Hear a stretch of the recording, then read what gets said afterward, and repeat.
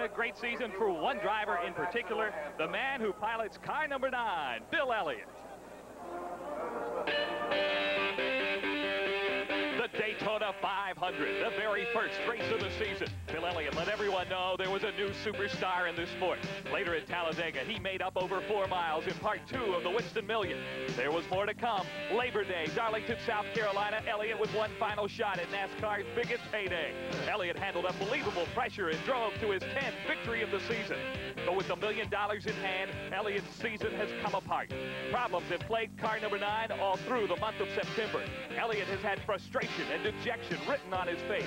Elliott's misfortunes have put Darrell Waltrip in the limelight. God dang, I love it! You gotta love Waltrip's consistency, and no one could have been more consistent Memorial Day weekend. He won the Winston, the richest race per mile in motorsports history. And the very next day, he won the World 600. Momentum is on Waltrip's side. Elliott wants it back. Will he get it today? One small battle in the war that is the Miller 500. Welcome to the Charlotte Motor Speedway as Jefferson Pilot Teleproductions brings you exclusive coverage of NASCAR's Fall Classic, the Miller 500. NASCAR's championship is on the line. 40 of the world's fastest drivers are holding nothing back. Today's race is brought to you by GM Goodwrench Performance Parts. No one knows your GM car better than GM Goodwrench Performance Parts. No one. By Miller Beer. Purity you can see, quality you can taste. Miller, made the American way since 1855. By Skoal Long Cut, the smokeless tobacco that makes it easy to enjoy tobacco without lighting up. Comes in men and wintergreen, easy to use, great taste. That's Skoal Long Cut.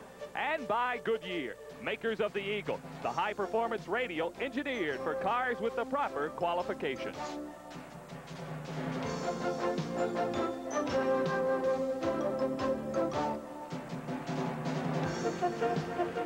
135,000 excited race fans are anxiously anticipating the firing of engines and the start of today's Miller 500 here at the Charlotte Motor Speedway.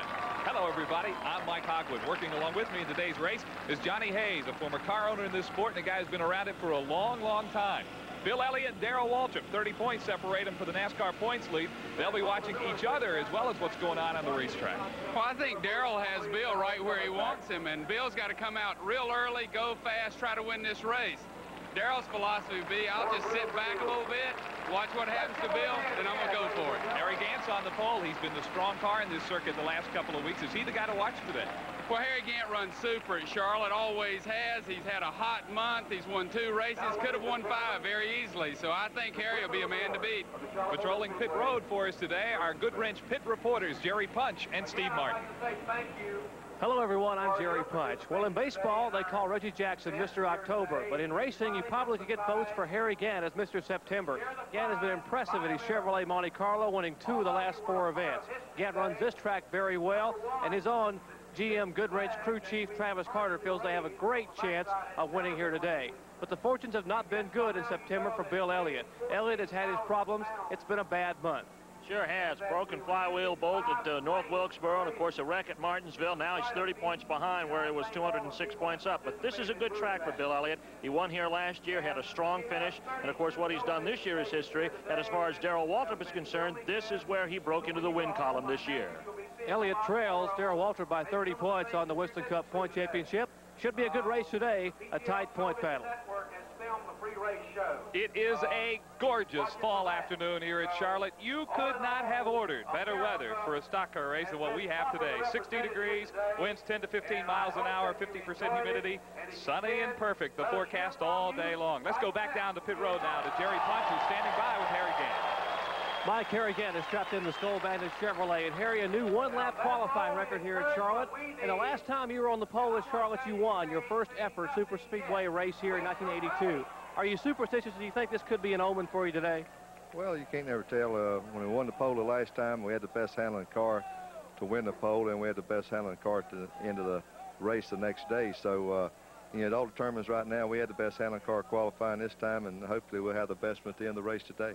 Are you concerned about the weather change? It's a little bit cooler today than it has been all week long. I know a lot of folks talking about the track changing, maybe the handling characteristics of the car. Does that concern you? Yeah, the track changes dramatically. It changed a lot Friday and Saturday, and it's very hard right now to get the car chassis worked out. and you leave the last practice Saturday evening with doubt, you set up a chassis that you think is going to work 100 miles into the race, and it's really a big guessing game. We'll go over to Steve Martin standing by with Bill Elliott. I'm with Bill Elliott in the number 9 Coors Melling Thunderbird. And Bill, what about the race strategy today? Will it be find a comfortable place or get up front early and ride?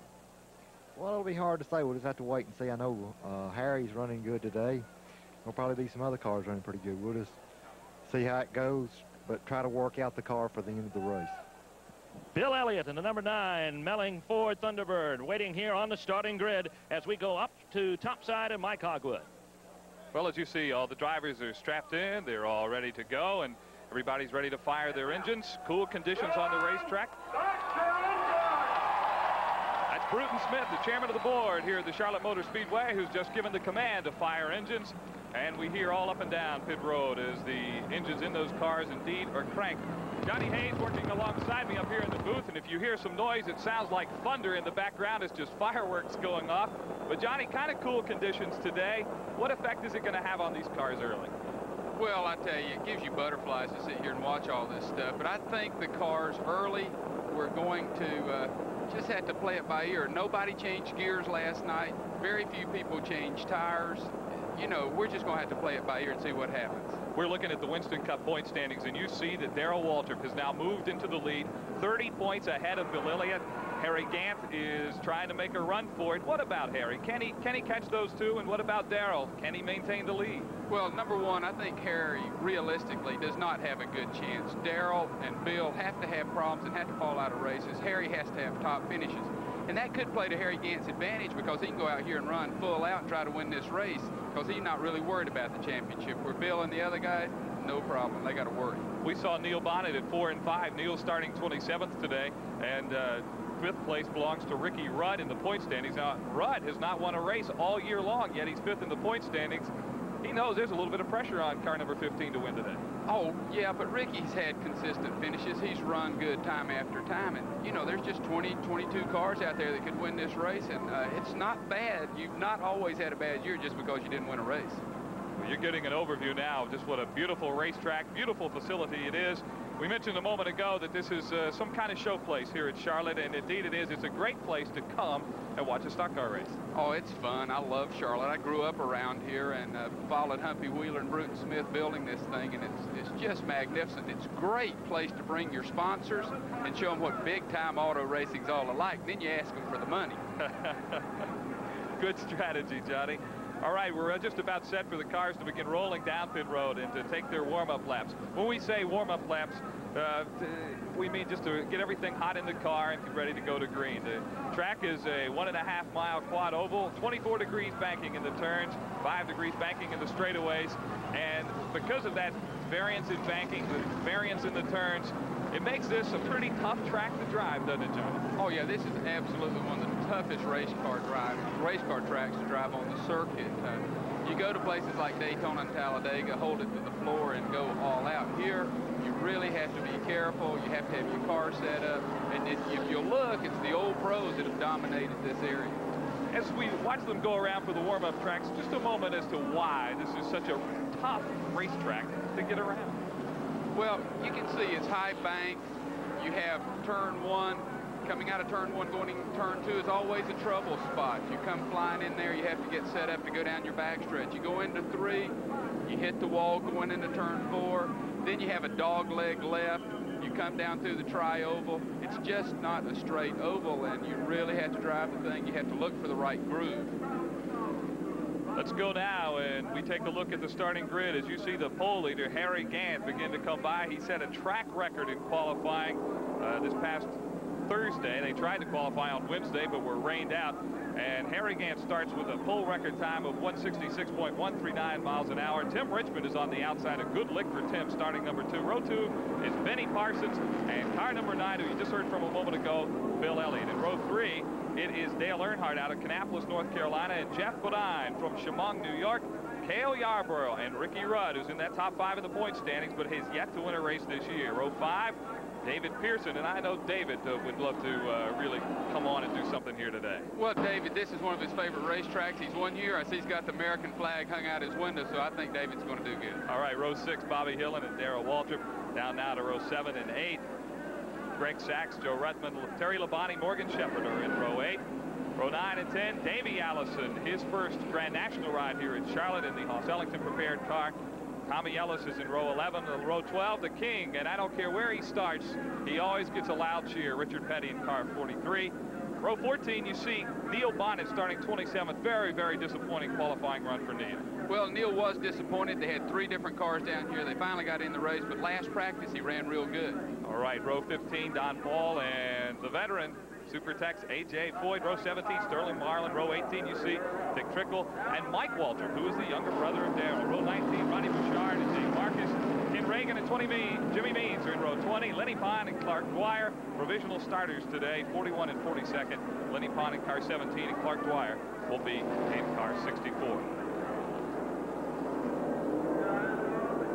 The warm-up laps now as you see them coming around, and what's going on here as we get the sign for 1 to go as the pace car heads them down across this front straightaway here. What's going on inside the race car with the driver? What do you start thinking about at this time, 1 lap before the race is to go green? Oh, I think they're sitting there saying, I just want to get a good start. I want to play it safe early. This is a long race. I want to be here at the finish. Let's drive smart.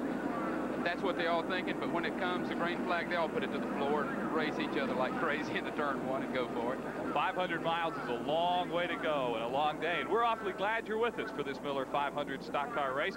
We think it's going to be an exciting one. Harry Gant, Tim Richmond are on the front row. Is Harry going to try to put his car number 33 out in front early? Oh, absolutely, because the chairman of the board of U.S. Tobacco is here to watch him, and he wants to do good in front of the man. Harry Gant, of course, sponsored by Skoal. They call that car the Skoal Bandit.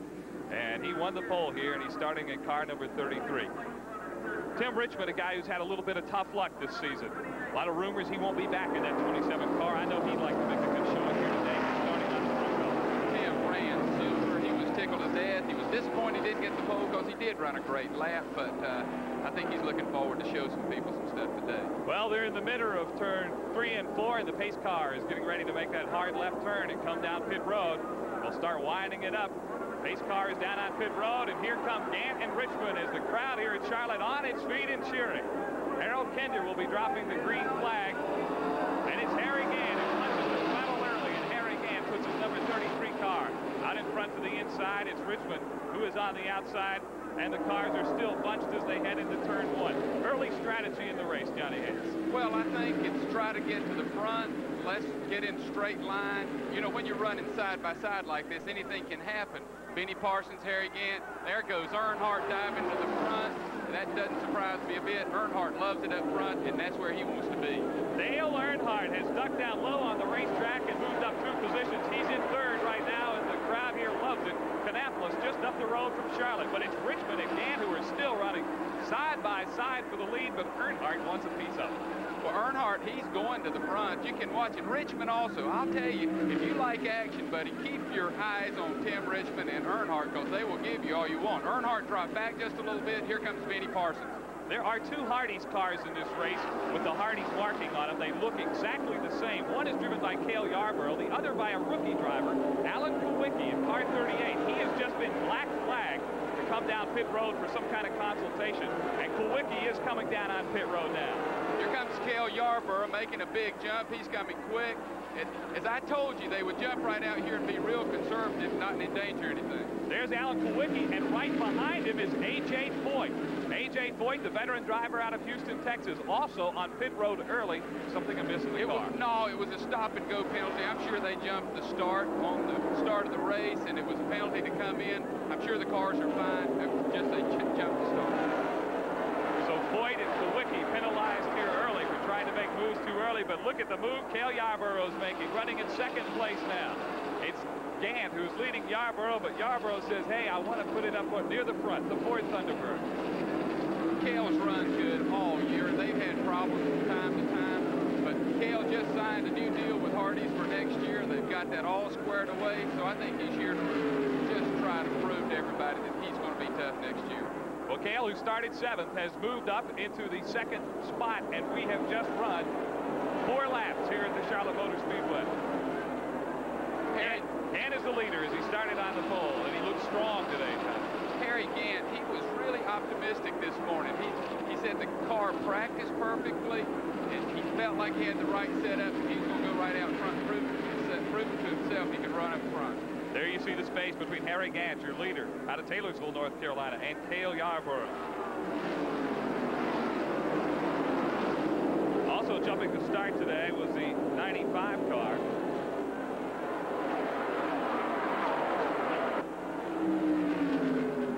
And he has to come on for a consultation stop-and-go penalty. And Harry seems to be strengthening his lead a little bit as Richmond and Yarborough now are dicing back and forth for that 2nd place spot, and Tim's going to take it away from Cale.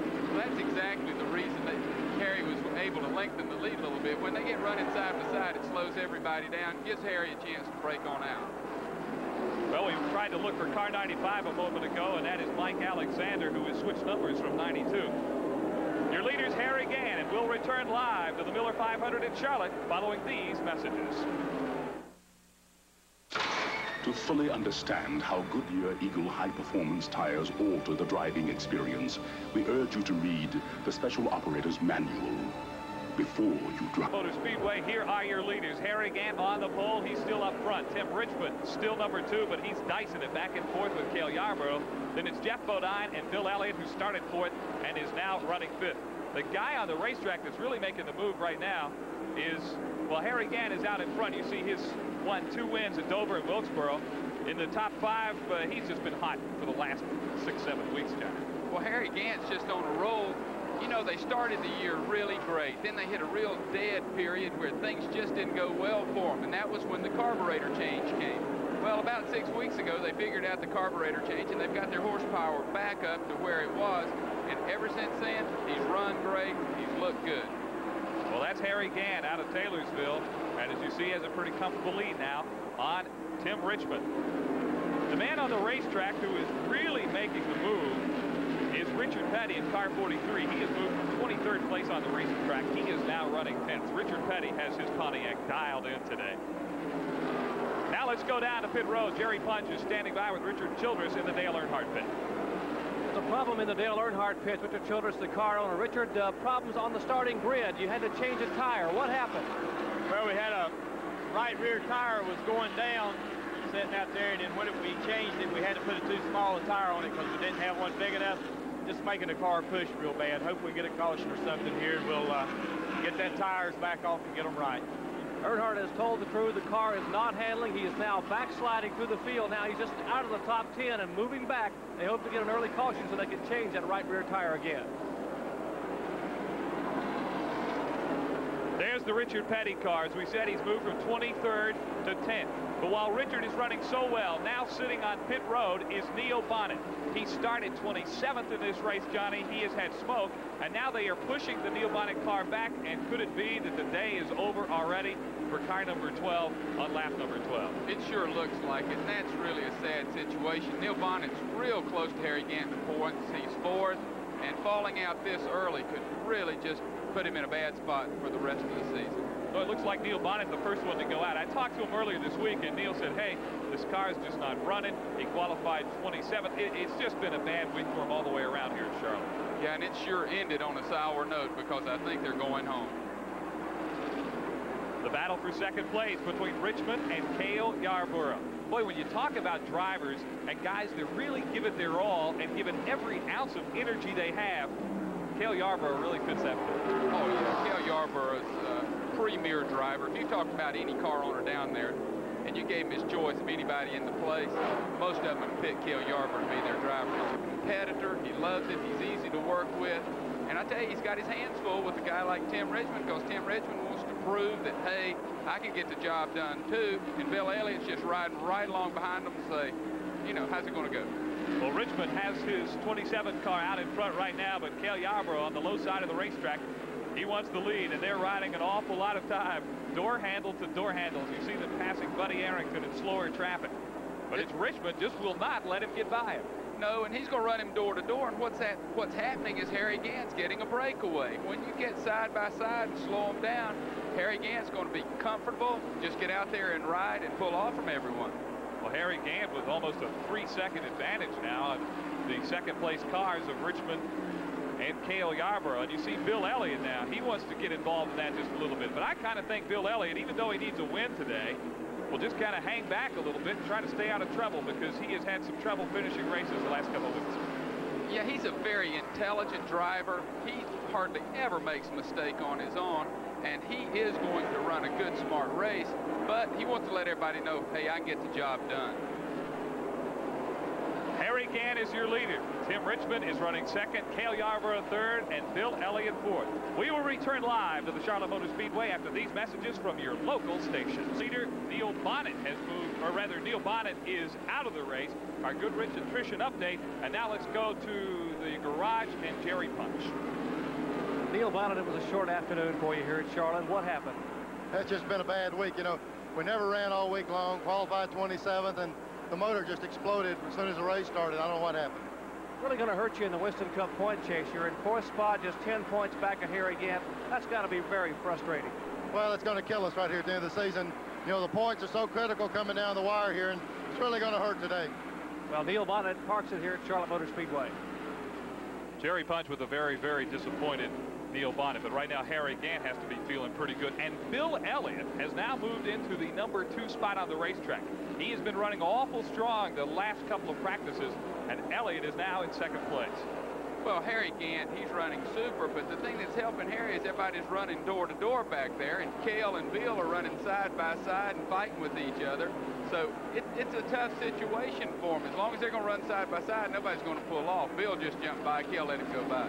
A.J. Foyt in the #14 car there, not running all that strong, as Bill Elliott just puts him a lap down. Well, A.J. had to pull in earlier for the stop, for jumping the start, so that put him in the back of the field, so we're not sure exactly how he's going to run. Kyle Petty is coming back down pit road. He is already 2 laps down as we take a look at the leaders. Harry Gant, Bill Elliott, Cale Yarborough, Tim Richmond, and Ricky Rudd. And Kyle Petty has just taken a hard left turn and put his car behind the wall. Petty is the second driver to go out of the race. Well, Kyle Petty, this is tough for him because he's right up there in the points too, and has had a good year. And this, you know, their hometown, they're in front of their people, and they want to do so well in Charlotte. This is the big one. They want to do well here. This breaks those guys' heart to come in. You can tell the dejection in Neil Bonnet's voice. It's really sad, and for everybody to work so hard to come up short and fall out this early, it really is tough. Kyle Petty's car, of course, prepared by the Wood brothers out of Virginia. And Kyle has said he's wanted to run good this year, and he was hoping today might be the day that he got his first Grand National win, but it is not to be, as Kyle Petty in car #7 has taken that car now behind the wall. This is the race for third place, and you see Tim Richmond and Cale Yarborough getting a little loose. They may have touched just a moment there. Richmond coming down low, and he is driving as aggressive as I've ever seen Tim Richmond drive. Well, Tim Richmond's an aggressive race car driver. He loves it. He's not afraid of anything. But you see Richard Petty has moved right up on their bumper. It's a good show here, and I think these guys are racing a lot harder early than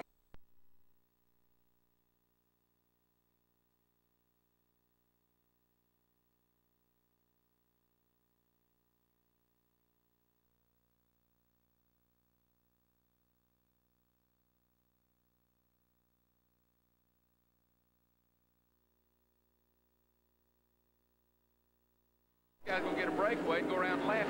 Richard Petty has just passed Ricky Rudd, and now Richard Petty, who started 23rd today, is in the 5th position. So Richard Petty really has his Pontiac dialed in, and the fans here, he's a hero here in Charlotte. Oh, God, we all love Richard because Richard's one of the best gentlemen in the sport. He always has a smile on his face, and his boss is here, and I think he's just going to show off a little bit to let them know how good he is.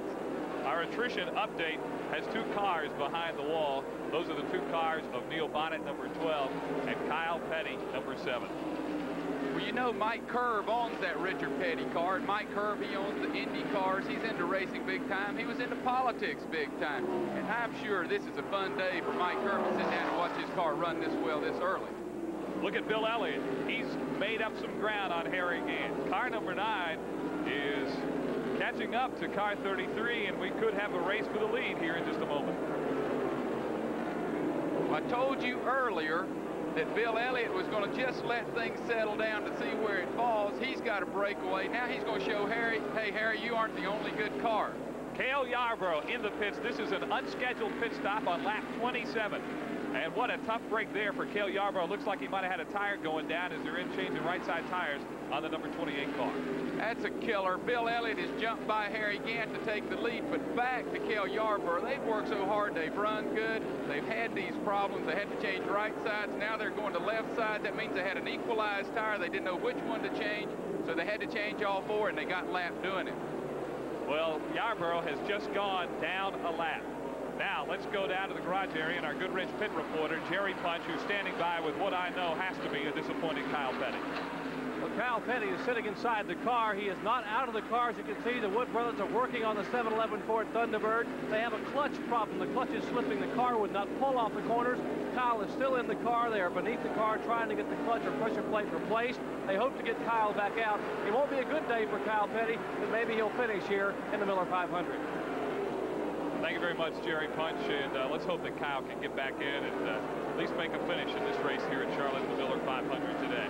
Bill Elliott, car number 9, is now the leader going for his 11th win today.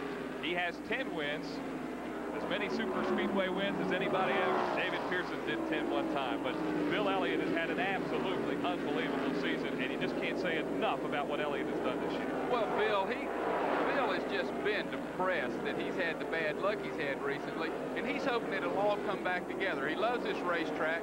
I knew he would go out early, try to lead, prove to himself, prove to the fans, hey, nothing's happened. My Ford's still strong, and I'm still doing a great job.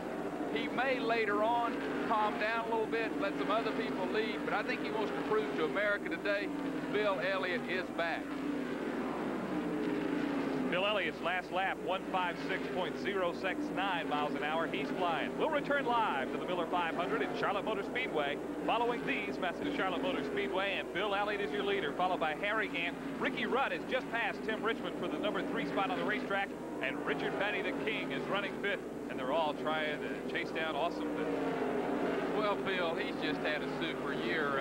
You know, it's hard to say. He's won 10 super speedways this year. He's won on every NASCAR super speedway in the past 12 months. I knew Bill Elliott before he hit the big time. Bill Elliott won his first race. He beat my Copenhagen race car out in Riverside, knocked us sideways, went on to win, and I think that was the turning point for Bill Elliott. Let's go down now to our Goodrich pit reporter, Steve Martin, who is in the Elliott pits. We're in Bill Elliott's pit with brother Dan Elliott, who helps Ernie Elliott, his other brother, in the engine shop, and also sets up the pit down here. Dan, what's Bill telling you about the condition of the track so far? Well, Bill hasn't said anything as of yet. He's running his own pace, and he's comfortable. And as long as he's comfortable, we're set. Did you tell him to run out front early today?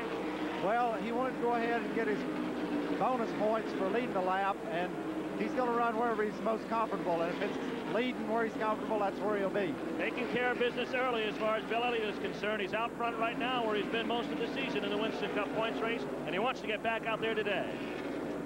Well, Bill Elliott had a birthday yesterday. He was 30 years old, and I know he'd like to celebrate in no other way than to win the Miller 500 here today. Oh, he turned the big 3-0 yesterday, and I told him he was about ready to hit the midlife crisis, and it's got him all concerned because he thinks he's getting old and over the hill, but I think Bill's going to be around for a long time, don't you? Yeah, indeed I do. I think he's going to be around this sport, and I think he's going to be winning races for a long time. On pit road now, an unscheduled stop for Buddy Arrington, who came into this race with a new sponsor, and they're in changing tires. Obviously, he was having some kind of tire problem out on the racetrack. Harry Gant now, what's his strategy? Is he going to try to fight with Bill, or is he going to be content to sit back there? No, Harry's going to be totally content. This is a 500-mile race, and he's just going to ride. His car's working well. Bill's car's working well. They're just going to run the best they can. They're going to try to lap some of these other cars, make their move, and just try to keep their nose clean, keep their cars safe. It's still a long way to go. We ran 334 laps here to make up the Miller 500, this mile-and-a-half track. And we have just put 39 laps on the board, so there is still almost 300 laps to go. So it's a long way here in Charlotte, and a lot of things can happen. But right now, Bill Elliott looks like he is awful strong. But I saw him at Dover a couple weeks ago. He looked this way, too. and had some trouble. I know that has to be playing on his mind just a little bit. Now let's go down the pit road. Jerry Punch is standing by with Waddell Wilson. We're standing in the Cale Yarborough pit with his crew chief, Waddell Wilson. Waddell, a few laps to go, an unscheduled stop for your car. What's the problem? Well, Cale come on the radio and said he had a tire going down, and he couldn't tell me which one it was, so we went ahead and changed all four because you don't want to take a chance on making 2 pit stops.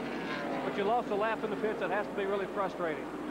Well, it really is, but, you know, this is the break for the game. I just hope that we can get back in the lap with the leaders. The car's running well since we changed the tires.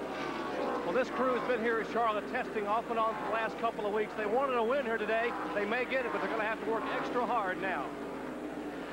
There you see Cale Yarborough, who is a lap down. One car really making a move right now is the Morgan Shepherd car number 16. Morgan hasn't run in this car very much this year, and right now he is running in 5th place. Morgan Shepherd right behind Richard Petty, and that's got to be quite a thrill for Morgan. Well, Morgan's running super today. That's the Carolina Tool car that David Pearson used to drive, and they're trying to come back into racing, looking hard for sponsorship, and I feel like that they have a quality race car, and Morgan's certainly a quality race car driver. There you see Morgan Shepherd right behind Richard Petty. Tim Richmond has slipped back just a little bit, and Richard Petty right now is running 4th. Morgan Shepherd and Tim Richmond are battling for 5th place. And right now, Morgan Shepherd in car 16, a big surprise. He owns 5th place, and Tim Richmond apparently something not running quite as well in that car as he slipped back down to 6th. Well, a lot of times those tires will heat up. You didn't get the exact right setup, and things are just going to fall like they are to the first pit stop. Once we get that first pit stop, everybody will make adjustments to their cars. They'll get the tire stagger right. Then I think you'll see everything settle down, and the cream will rise to the top after the first pit stop. Morgan Shepherd started 16th, is now running in 5th place. There in the 5th place, the leader is Bill Elliott, and we will return to the Charlotte Motor Speedway after these messages. Miller 500 is quite a spectacle. Not only do they have the race here, but the pre-race activities are absolutely unbelievable. A lot of the drivers we've seen with red and white and blue neckerchiefs, their flags all over the place. It's all a theme. Share the pride and buy American. And we took some pictures, and we'd like to share them with you right now.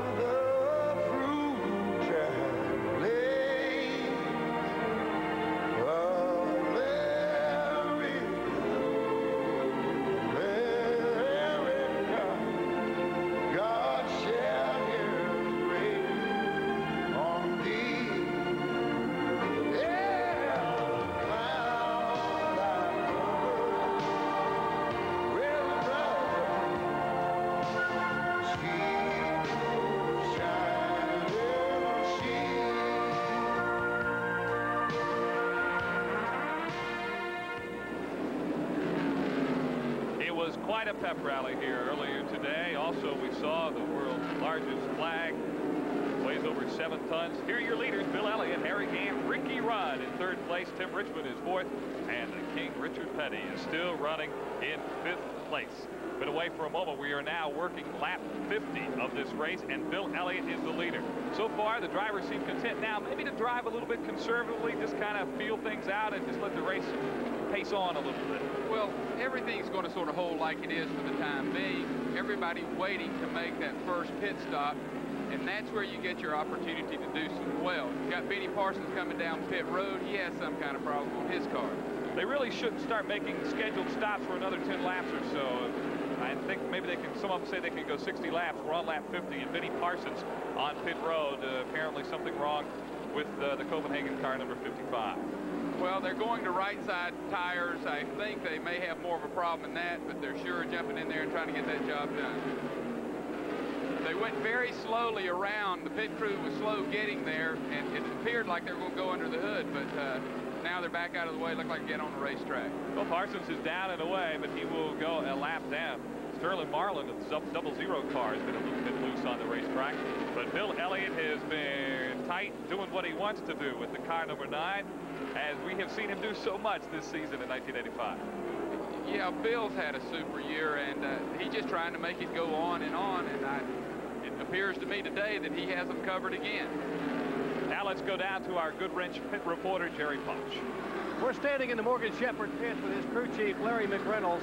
Larry, you got to be awfully pleased the way the car is running today. Starting in 16th spot, now he's up to 6th spot. Morgan seems to be driving the car extremely well.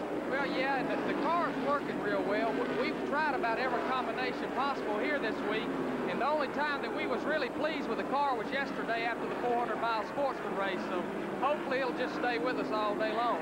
It's getting a little bit rough out there, though. Didn't Morgan complain to you just a minute ago that he's getting a little bit of fender banging going on? Yeah, I don't know what Bodine was trying to do a while ago. It's awfully early in the race for that. And then he said a while ago he went up and accidentally bumped Richard, but I believe we'll be okay. Well, that's Morgan Shepherd's pits. They're excited. Shepherd's having a great run thus far in the Miller 500. Well, one guy not having a great run is the 55 car of Vinnie Parsons. We saw him in the pits a moment ago, and now apparently Vinnie has decided to call it a day as he takes it back to the garage area. Well, there's going to be a ton of disappointed people in Denver, North Carolina over this because they worked so hard. They only have 2 races left, this race, and now they're out of it. They have Atlanta coming up. They've worked hard all year, and things just haven't gone their way, and today's another one of those days. Well, Cale Yarborough's been making his way up. He just passed Harry Gann and now has his set sight on Bill Elliott. He is a lap down, and he's fighting to get back on the lead lap. He's running 24th, a lap down, but Cale is running awfully strong at the moment. Well, and the important thing to remember, Cale is running well, but he has 4 new tires on, and those tires certainly help you, and everybody else's tires are going away, and Cale has fresher tires, so it doesn't surprise me he's pulled back up like he has. Cale certainly hoped to get up with Bill Elliott and then hope for a caution so he could get back up and run with the leaders. Morgan Shepherd out of Conover, North Carolina. We just heard from his pits a moment ago, running very, very well. Ford Thunderbird of Bill Elliott is number 1. Harry Gant's chasing him. The rest of the field, Ricky Rudd will be back to the Charlotte Motor Speedway after these messages from your local stations. Our Goodwrench Performance Parts Attrition update now has Vinnie Parsons joining Neil Bonnet and Kyle Petty in the garage area. Now let's go down to the garage area and Jerry Punch. Vinnie Parsons getting unhooked from the Copenhagen Chevrolet here, and Vinnie looks dejected. The crew inside the car trying to get all the radio equipment unhooked and getting his helmet off so he'll be able to hear us here in just a moment. Vinnie, it's been a rough afternoon for you. What put you out? I didn't hear the question, Jerry. What put you out, Vinnie? It appears as though something happened to the fuel pump. I came off the corner and the car quit running, and I came in, we put fuel in it, and I noticed the fuel pressure gauge was fluctuating. When we went back out on the racetrack, when it got to high RPMs, the fuel pressure went down to 0, and again, the car wouldn't run. So evidently, something happened to the fuel pump. Well, Vinnie Parsons, a former winner here at Charlotte Motor Speedway, will not repeat that feat today. Boy, Johnny, you're right. He really looked a bit dejected there. Cale Yarborough about to unlap Bill Elliott on lap 60, and we're getting ready for pit stops. This is a big move for Cale Yarborough as he tries to get himself back on the lead lap.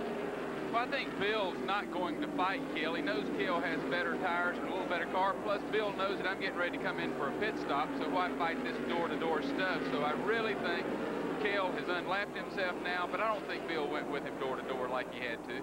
Cale pitted on lap 27, so he still has a while to go before he needs fuel. We're getting to that time of the race where everybody's going to have to stop, and it looks like they're going to have to stop under green. What's your strategy now? As Dale Earnhardt's pit board comes out, as his crew gets ready, and all the others, there's a lot of stirring down on pit road. Well, the real strategy is let's go in and get out as fast as we can. But if your car's not working properly, they're going to have to make an adjustment. It's going to take a little more time. But these are critical stops under green. This is not like a stop under caution. But now's the time early in the race as well where you can begin to started making some adjustments on the car and get it running just a little bit better. Here comes Earnhardt. Here comes Bobby Allison. And just the first of what should be a large number of cars to head down pit road. Dale Earnhardt, who has had some problems with the car. We heard from Richard Childress just a moment ago, and we see the time as they're working on the car, and I'm sure they're making some adjustments in there too. Yes, and they definitely went to the right side, and that's the problem. That's where they changed the tire, and they said they did not have equal tire stagger earlier, so hopefully this will solve their problem. They get the right kind of tire stagger. Tire stagger purely means how much air you put in the tire. The right side tire is larger than the left side tire. And it makes it awfully tough to drive around this racetrack, which is tough enough to drive when all the tires are equal. Sure, if they are, the car's trying to go to the wall, and that's the last place you want to go in Charlotte, North Carolina, is into the wall. Doesn't feel too good. Alan Kowicki and Lenny Pond are down and away. Ricky Rudd, one of your leaders, is in on pit road in his Motorcraft Ford, and Ricky Rudd also will go to the right side and get new right side tires. And Ricky Rudd is running third right before this, and we haven't called Ricky Rudd a lot today, but he has had a good solid showing. He's running well, and the Fords work good at Charlotte. Don't forget that. This has always been a Ford racetrack. The Fords always run well here.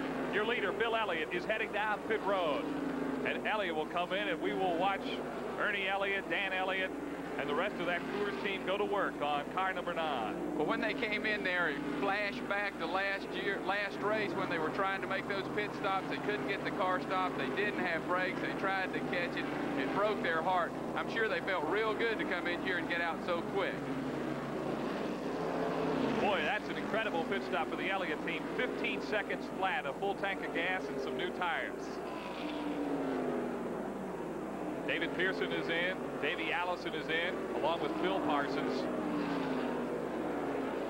Just about everybody making a trip down pit road now. And then if we stay green, they'll be able to go another 60 laps or so. Your leader before the pit stops is Bill Elliott. We'll sort out the field for you in just a moment as we return live for the Miller 500 following these messages. For him to lead one lap and therefore pick up 5 very valuable Winston Cup points at this time of year, since Elliott had already been our leader and had picked up the 5 points. You can bet 5 points are important because this thing is so close it could go down to the last race, and I'm sure it will, and it can be won by just a few points. It's going to make the whole difference. Well, with all the pit stops in the last 5-6 laps, it's been tough to sort out the field. They're still working on that, and they will sort out who is the leader as everybody still is coming down pit road. Johnny, you had a chance yesterday to chat with Bill Elliott and talk with him.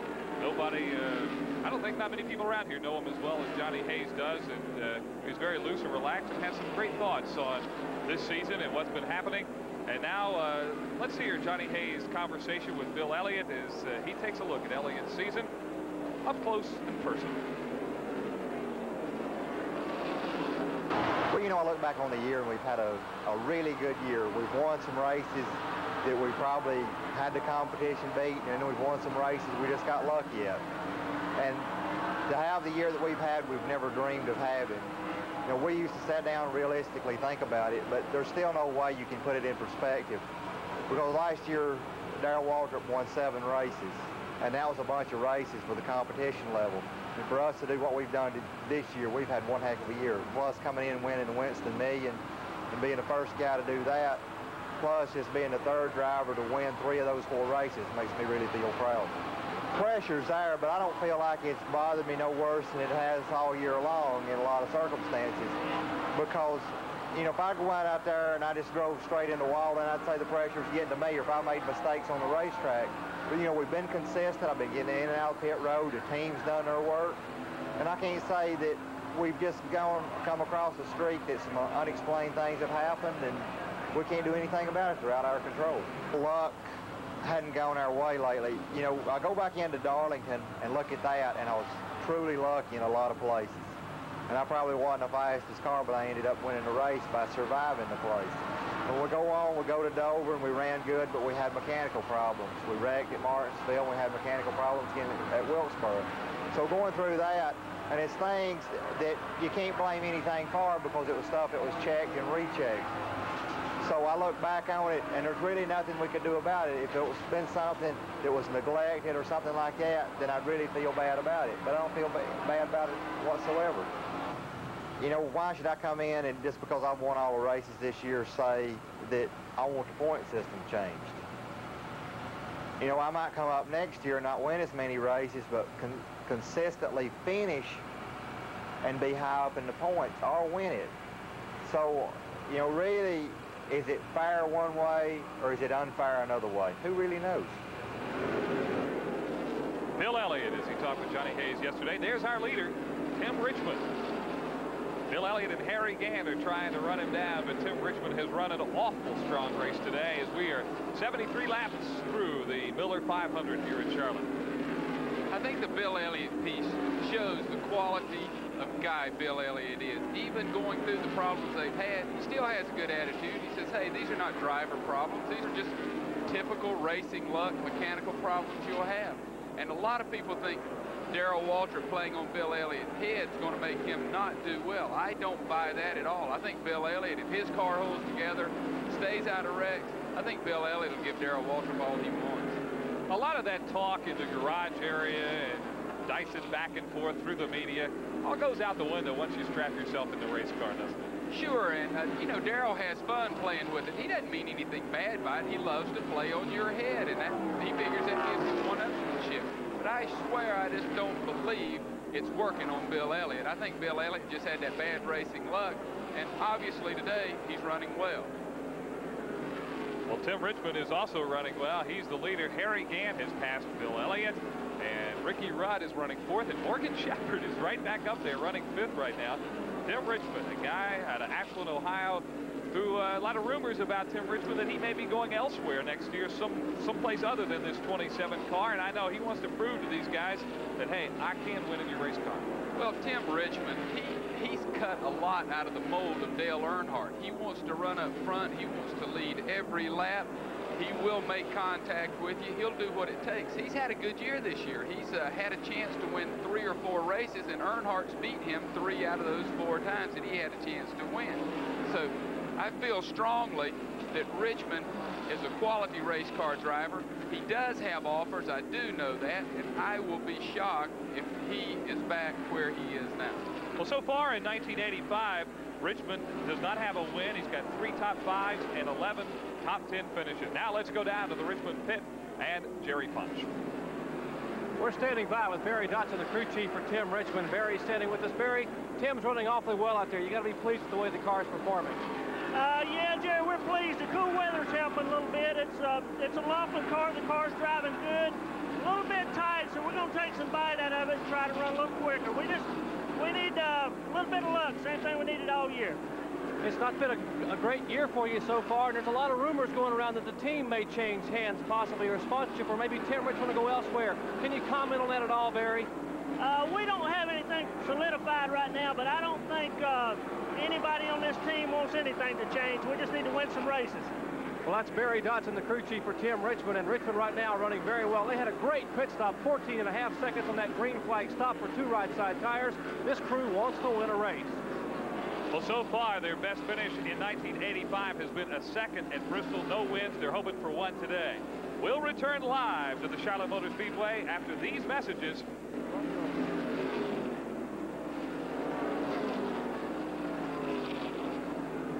And there's Bill Elliott, who right now is running in the number 3 position as you see him bypassing Buddy Arrington in the number 67 car. Elliott still a ways to go to catch up to Harry Gant. Running 4th on the field is Cale Yarborough, who made up that lap as we saw a moment ago and is now running back up with the leaders.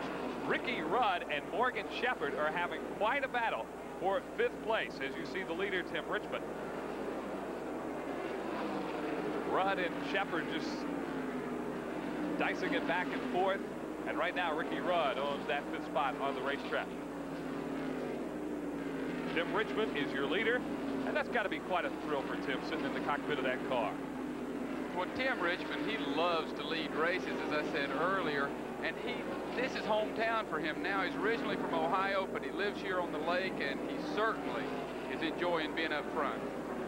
After 100 miles, you saw the number of lead changes we have had. Over 156 miles an hour has been our average speed. That is very fast for Charlotte.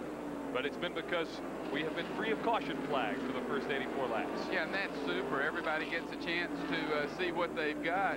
I'm sure a lot of people are begging for a caution now. Kyle Petty is back out on the racetrack in car number 7. Kyle Petty just pulled out of the garage onto pit road, and he is back out on the racetrack, and a cheer went up from a large number of fans down there. They really like Kyle here. Oh, they sure do. Kyle's really come along. He's had a good year, and the reason he comes out after all this time is strictly chasing the points, and he's one of the tops in the points lead now, and he just wants to finish this race and get as many points as he can. Joe Rudman is the last car on the lead lap. There are still 12 cars on the lead lap here in Charlotte. We've had 7 lead changes. 6 different drivers have led, among them Darrell Waltrip and Bill Elliott, so both of them have picked up their 5 points, and Tim Richmond has been the man to beat for the last couple of minutes. Well, the reason Tim Richmond got the lead and the way he pulled off is because of the great pit stop his pit crew made. Barry Dodson, his crew chief, they do an excellent job. And as you said, the rumors are going crazy, and I think the crew's trying to prove that, hey, we can get the job done. And if Tim gets the job done, I think they're hoping that miracle will happen and they all stay together. Richmond, of course, out of Ohio, started running the Indy cars, and he was the 1980 Indy 500 Rookie of the Year. Terry Labonte is running in 9th place. He is still on the lead lap, still has a chance now. Let's go down now to our Goodwrench pit reporter, Steve Martin. We're in Terry Labonte's pit. You know, this has been a tough year for the 44 car. It's been Grand National Champion, defending Grand National Champion. And, of course, last year, Bobby Allison had to put up with the same thing. He won the title in '83, had a tough luck season in '84. Terry Labonte's had only 1 win to his credit at Riverside. And on top of that, team owner Billy Hagan's had to shake this club up. As a matter of fact, he's had to go and replace a crew chief. Dale Inman will rejoin Richard Petty next season. So they're trying to sort things out and finish very strong, especially here at Charlotte, where they haven't won on the 44 car before. Cale Yarborough is on pit road now. My calculations have that as a scheduled pit stop because he pitted on about lap 25, 26, and so now Yarborough is due into the pits, and that should be a scheduled pit stop. Yes, I totally agree, and I think that Cale's got his act back together. Now, Cale has to hope that the caution does not come out. He has to hope that after everybody pits, then a caution would come and he'd get his lap back. So he did lose 1 lap. While we were listening to Steve Martin a moment ago, Morgan Shepherd stuck his arm out the window and was like shaking a fist at Kenny Rankin in car number 10. And Morgan is that kind of guy, but that's kind of dangerous. Had his arm stuck right out the window. I think that's a nice way in stock car racing to say, if you don't get out of the way, I am going to move you out of the way, son. Tommy Ellis will join our attrition board as he has just pulled car number 18 behind the wall. So Tommy Ellis out of Richmond, Virginia, who really is trying to make a go of it in Grand National Racing, has pulled his car behind the wall. But Richard Petty is still running among the leaders. He is in 5th place. And the King has had some problems this year with the Mike Curb team. We all know about the fact that next year he's going to reopen Petty Enterprises. Dale Inman, who was with him for so many years and they won so many races together, is going back. And there's a lot of excitement for Richard Petty for next year. But for right now, in 1985, in one of his final races with the Mike Curb team, Richard Petty's running awful strong here today in Charlotte. Well, Richard Petty's going to give you 100%. The world knows that Richard's going back home, and he told me this morning, I'm going back home because that's where I belong, and me and Dale are getting back together, and you better watch us next year. But he's going to give Mike Curb 100%. He's going to do a good job for him, and it tickles me to see him have such a good day here in front of the hometown folks. You see Cale Yarborough trying to unlap himself here. He has fresh tires on, and will probably do this with no trouble. Richmond will not be able to give him that much of a fight. And Yarborough down on the inside gets his lap back, and now the caution can come out as far as Cale Yarborough is concerned. Yeah, Cale be comfortable now if the caution comes out. Here's A.J. Boyd coming into the pit, so I think he's probably got another problem. They're going to the right sides there with tires.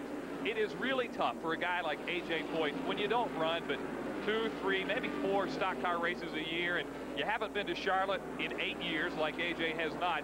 It is tough to come out to this track and run well. Well, it certainly is. Here we have Harry Gant coming into the pits. This is an unscheduled stop and was going to the right side for tires. Got a blown engine coming across the straightaway. This could hurt Gant bad. We will have our first caution of the day as Lenny Pond has blown a motor. Caution is out on the racetrack. Harry Gant is in the pits, unscheduled stop, and this is going to hurt him. Lenny Pond in car 17 has blown a motor.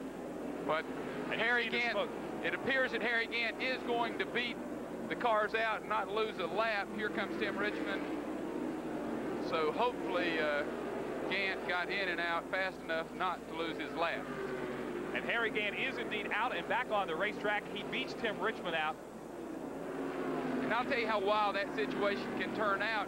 If he made his pit stop, there's a good chance Harry Gant's going to be leading this race after everybody makes their pit stop. So bad luck could turn into good luck. You'll be right back on your feet again. Well, pit boards are coming out all over the place down on pit road. We should see a lot of activity down there in just a moment. Another good thing for Harry Gant, he changed 2 tires. Now he's going to come back in and change 2 more, where a lot of people probably have to make a 4-tire stop, and I think you'll see him be in good shape. Lenny Pond, who is driving the Roger Hamby prepared car. Dale Jarrett tried to qualify that car and did not do it. Decided he did not want to drive it. It got in on a provisional start, and Lenny Pond was named as the driver of the Roger Hamby machine. Well, here come the leaders. I think we're going to find out real quick now how we stand. This is going to give everybody a chance to change the tires they need to make the adjustments under caution. I feel like we're going to see what's going to happen now. It is one of the most exciting things in the sport to watch is a Grand National pit stop. Johnny, if you would, tell us a little bit about what goes on during a pit stop. How many guys are we allowed over the wall, and what actually are they doing in there? Well, there's 6 guys over the wall. We just had a collision. Harry Gant and Ricky Rudd ran in together on the pit wall, so this really messes you up. They've got Rudd trying to get his car straightened out. You can have the 6 men over the wall. They try hard to get their job done. It's really no communication. You jump in there, you work as hard as you can, get it done, and get him out. It just looks like a fire drill, but these guys know what they're doing. They jump in there, they do their job, and I hope everybody did their job. It's really a team effort. And as we can see, the driving's really tight on pit road, and sometimes there's a little bumping and banging. As we saw Harry Gant and Ricky Rudd come together, there is damage to car number 15 on the right front. There is some damage. They tried to pull it out. Let's go down now to pit road and Jerry Punch. We're standing in the Harry Gant pits. Moments ago, just before the caution came out, we saw Harry dive down pit road. The car was bobbing and weaving back and forth. Harry had told his crew chief, Travis Carter, they had a right front tire going down. They changed 2 right side tires. Out comes the caution flag. Gant makes his way out of the pits to try to stay on the lead lap. You see Ricky Rudd bringing the motorcraft forward back down pit road, heavily damaged the right front of the car. You see Bud Moore and the crew trying to put together the nose piece on the Ford Thunderbird. As Gant was coming in to make his second pit stop, Ricky Rudd was trying to get out of the pits. They came together. Rudd's car, you see the damage on the front of the machine. They're going to try to tape it back together. This will hurt the Ford Thunderbird down the back straightaway where aerodynamics are so important. Ricky Rudd in the pits losing time, but they are under caution. What a tough break it is indeed for Ricky Rudd, who is in the top 5 in the point standings, but has not won a race all year long. And Charlotte's always been a good racetrack for Ricky Rudd out of Chesapeake, Virginia, and he was hoping it would be a good track for him today, but just a freak accident. It really hurts his chances. Well, that'll happen. It shocks me that it happens at a place like Charlotte because you have so much room on pit road. On the short tracks, we're used to that, but it's just one of those bad breaks. We are under caution here at Charlotte, lap 96. Bill Elliott, Harry Gant, and Tim Richmond, the teams to beat. We'll be back to Charlotte after these words from your local. Caution still out on the racetrack at Charlotte. Ricky Rudd, he has finished 2nd at Bristol, 2nd at Martinsville. He desperately needs a win in 1985, and it doesn't look like he's going to get it today. 12 top 5s, 17 top 10. He is 5th in the point standings. Last time he won was last year at Richmond, and he has 3 career wins to his credit. He's one of those good young drivers and one of the future superstars in this sport. Yeah, Ricky Rudd's definitely arrived, and he's a kid that I think is really happy with this ride. He's certainly coming into his own at this time. He's coming back down pit road. Let's go down now to pit road and Steve Martin, who is standing by in that Ricky Rudd pit. The number 15 car of Ricky Rudd suffered some damage when it tried to pull out of the pits. Harry Gant was pulling in, and the front nose is heavily damaged. They're going to put it up on the jack right now. Bud Moore and the crew over the wall. This is the 3rd time in this caution period that Ricky Rudd has been in the pits. It's been a tough race for him so far. Now he's off and away, a little bit of gas, and they've made the adjustment that they want to make as they get set to go to the green flag again. But a tough break for Ricky Rudd, who has won so consistently, especially since the Michigan race. Well, the reason Ricky Rudd had to get down and away in a hurry is we're about set to go back to green here. Yes, and he's going to have to run full bore to catch up with the end of the field, and this is going to hurt him. He's going to have to fight through all this traffic to get back into it. But Ricky Rudd is in a situation. I wouldn't count him out at this time. Well, it's Tim Richmond, Bill Elliott, and Richard Petty. 1, 2, and 3 as the pace car is down now on pit road. They're winding through the gearbox, and it's going to be Richmond who is running side by side with Greg Sachs. But Sachs is a lap down. It is Richmond, Bill Elliott, Richard Petty, and now Darrell Waltrip is running fourth, and Jeff Bodine is in number 5 position on the racetrack. Waltrip and Bodine, a couple of names we haven't called yet today. Do you notice how quietly Darrell Waltrip moves up? We haven't talked about him all day. Darrell Waltrip's just moving up, getting into the position he wants to be, and I think you'll be seeing him up front the rest of the day. Well, you see Greg Sachs leading that pack. He has just gotten back on the lead lap. He started on the inside because he was a lap down. But it's Tim Richmond, your leader, followed by Bill Elliott. And you get just a good example there of how tightly these guys drive together. There he is, Darrell Waltrip, the current NASCAR Winston Cup points leader, who is running fourth. And he's run a very smooth and consistent race today. Well, Darrell Waltrip, you notice Harry Gant jumping up under him now. Darrell Waltrip, he's not going to race you door to door at this time. He's just going to sort of let things happen. Harry drives by, makes a good move, jumps in there. One thing a caution flag does, our racetrack was all spread out, everybody running in all areas of the racetrack at once. And now they're all bunched together, and we have some very, very tight racing. And the guys now have to really concentrate once again because there are people all around here. Well, I think that's a magic of NASCAR. If you look at the stands, every single person in the place is standing up. It brings it all back. It's a brand new race. We got a brand new start. Now the cars have all been adjusted. They have new tires. Let's see what happens. Well, Dale Earnhardt is making a bit of a move, and boy, the fans here really love that. And now Bill Elliott is trying to make a move to the lead on Tim Richmond. Elliott has pulled down low on Richmond, and Bill Elliott is going to take the lead away. And now Richmond pulls up alongside him on the high side, and Elliott just in front, and Elliott is your new leader. You know, it's Richmond. He just doesn't give up easy. He won't let them just drive by him. He'll run you door to door. That's how competitive he is. But he's also smart enough to say, wait a minute, we can line up and pull out. I wish you'd watch Dale Earnhardt and that mess back there. Their cars going everywhere, jumping underneath each other. Here comes Harry Gant. That is the battle for third place. Earnhardt had it for a moment. Harry Gant says, hey, Dale, I want it back. They're running out here now like there are about 10 laps to go. These cars are really bunched up and fighting it out. You notice on the pit stop a while ago, Cale Yarborough runs well. He's back in it now. I think you're going to see a good show from this point on. Well, Dale Earnhardt has quietly moved his way into the number 3 spot. Harry Gant is fourth, and Cale Yarborough is fifth. As you said, Cale is back. Bill Elliott is the leader, and Tim Richmond is running second. Richmond has had a good day today here in Charlotte. He started on the outside pull and has consistently been up there all day long. Yeah, and once you get a roll like that, that means the car's working well, and they're probably not making a whole lot of adjustments, just tire stagger side. I think Harry Gant now is making a move, and the pit stop that he made certainly made a change because he's running to the front. Here is Waltrip and Earnhardt. They are racing for fourth place, and Earnhardt won't let Darrell have it. Reminder of a short track race a couple weeks ago at Martinsville when those two fought it out for the finish on the final lap, but they know each other's driving styles very well. Well, you notice they're giving each other plenty of room now because it's real early in the race. If this was coming down the last few laps, I think you'd see them a lot closer together and a lot more contact. But right now, everybody's going to play it safe and just run as clean as possible. Dale Earnhardt, though, won't give them an inch. He wants fourth place all to himself.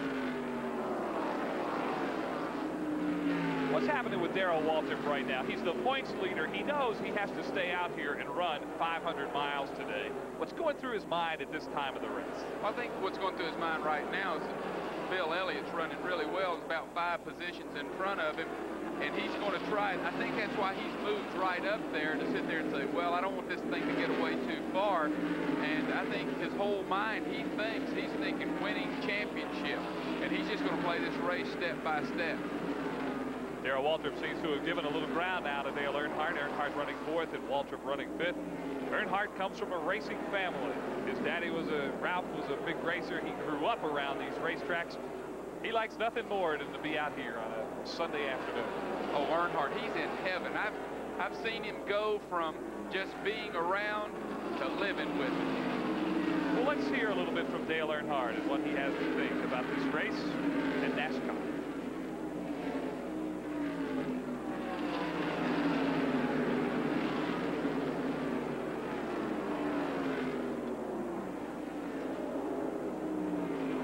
Oh, some problems with that. We'll get back to it in just a moment. But Dale, he lives it all the way, boy. He likes to take it to you on the racetrack, and he thinks of himself as one of those old breeds, a throwback, I think, as you were telling me this morning, to Junior Johnson and those guys. Yeah, Dale Earnhardt told me he was a dying breed, that he and Junior Johnson and all these old-timers, that was the great show. Look at the move Cale Yarborough is putting on, and Cale Yarborough has passed Bill Elliott. And Yarborough is now your new leader. Cale Yarborough's car is working very, very well, and he has put his car to the front here at Charlotte. Well, I know that makes Waddell Wilson really happy. As I said, they finally have next year squared away. There was a big chance that Cale might be going somewhere else or getting out, but they've got everything worked out with their sponsor, and they're excited. And I think Cale would like to prove to everybody that, hey, we can run with you anywhere at any time, and he's certainly proven that today. Cale runs a limited schedule. He has won at Talladega. We're going to take a look right now at Cale making his move, and it's just like he got a sudden burst of energy to bypass Harry Gant and Bill Elliott. Look at him coming down low. Well, the slow car's there in the middle, and that's got Harry Gant messed up. And there goes Bill and Cale flying by. Harry had just gotten by Bill almost, and then gets the slow car involved. And Cale saw that as an old pro, took advantage of it, and moved to the front. Of course, the number 28 team of Waddell Wilson and Cale Yarborough, their first year of running a Ford, and they had some problems early this year, and now seem to have had that car figured out. Well, they have had problems. They've been very discouraged at times, but they've worked hard. They've never given up, and they've had a good attitude about the whole thing. They like the car. They've worked well with the Ford people, and I think they're comfortable, and I think that's exactly the way we'll see them next year. And Bill Elliott is going low of Cale Yarborough and saying, hey, Cale, I want that lead back. Well, I think one of the important things right here is Cale saying, here's Bill. Bill saying, can I beat Cale? And here goes Harry Gant jumping under both of them. This is a real test. We're playing like now. We're getting up to the last few laps. These guys would like to know early what their car will do and where can I pass and what part of the racetrack should I make my move on. So this really is a little test period for later on in the race. We have completed 112 laps here at Charlotte. We will run 334 today. The front three are just going back and forth and splitting the lead among them. Cale Yarborough, Bill Elliott, and Harry Gant. Three of the best drivers out here on this circuit, and three guys who are very, very determined to win this race today. Oh, there's just so much at stake today. And all these people are here. We're getting close to the end of the year. Cale Yarborough's not concerned about points, but the other two guys are really concerned. And hopefully, we're going to see an exciting finish. Well, Cale Yarborough's the leader at the moment, and we'll return live to the Miller 500 at Charlotte Motor Speedway. Mike Hogwood and Johnny Hayes back with you. Please be aware that your transmission may be interrupted by sun outages between 1:50 and 2:30 today. You may experience a poor quality picture during this period. Please do not call your local stations. This is a natural phenomenon and cannot be helped. Here's your leaderboard. Harry Gant, Bill Elliott, Cale Yarborough, Dale Earnhardt, and Tim Richmond. I think Harry comfortably has the lead right now, and the reason that is, if you'll look right behind him, you'll see two cars racing side by side, and this surprises me a little bit. I feel like Bill would let Cale go on by and just follow him, so obviously Bill wants to race door to door just to see what he has. Well, Tim Richmond and Darrell Waltrip also racing door to door out on the racetrack. That is the battle for 5th place. Dale Earnhardt is in 4th. And as you said, Elliott and Yarborough side by side for 2nd place. Cale Yarborough on the inside and Bill Elliott up high as David Pearson makes his way down pit road. And car number 21. There you see the Pearson pits as they go to work on that car, and apparently they're going to go under the hood, and that's been a problem finishing races for that team this year. Let's go down to our Good Wrench pit reporter now, Jerry Punch. David Pearson on pit road with the car number 21 in Chattanooga Chew Thunderbird. It could be a short afternoon. A lot of smoke out of that car as Pearson in for an unscheduled pit stop. The crew, his crew chief's son, Ricky Pearson, looking on the left side of the engine. His other son, Larry, up there as well.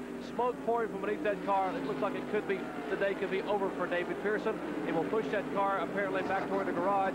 No, Pearson refires the car, and we'll see. They're going to just bring the car around behind the wall, possibly.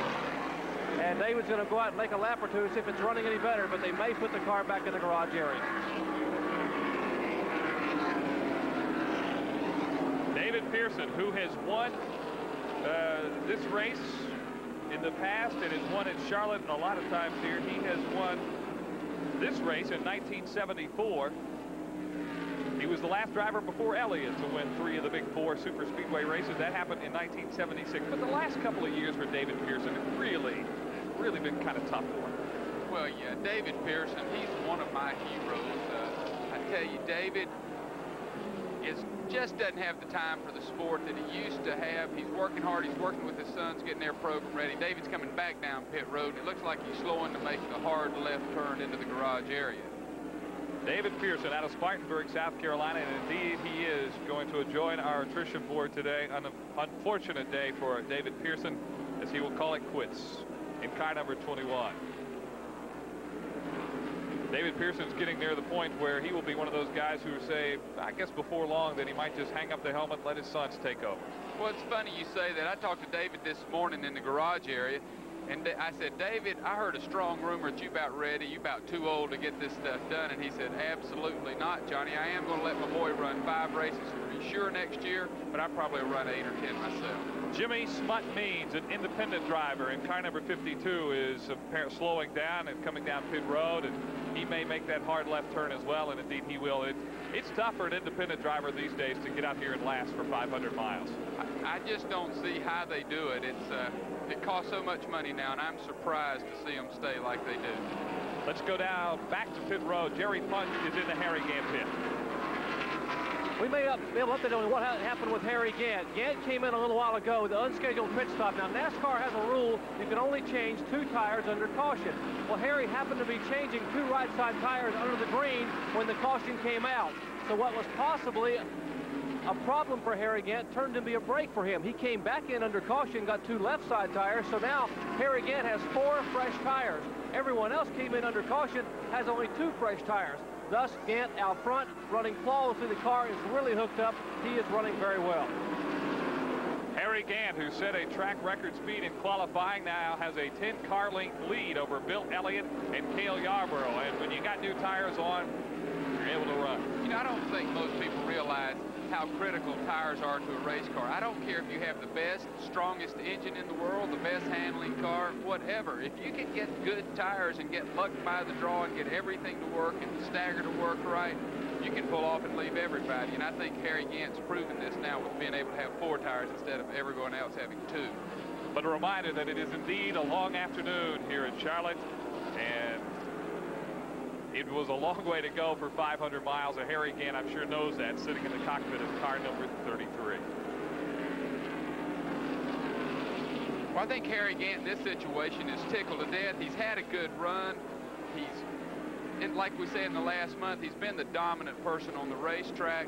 He's still being dominant. He runs so well at Atlanta, so well at Rockingham. He runs well at Riverside. So I got a feeling Harry Gant's sitting here saying, this year's not over yet. Maybe I'll sneak up on these people. Because Harry Gant earlier in the year won the Champions race and won $150,000, and nobody was counting on it. There is smoke coming out of the car number 44 of Terry Labonte. We'll have to keep an eye on that for you.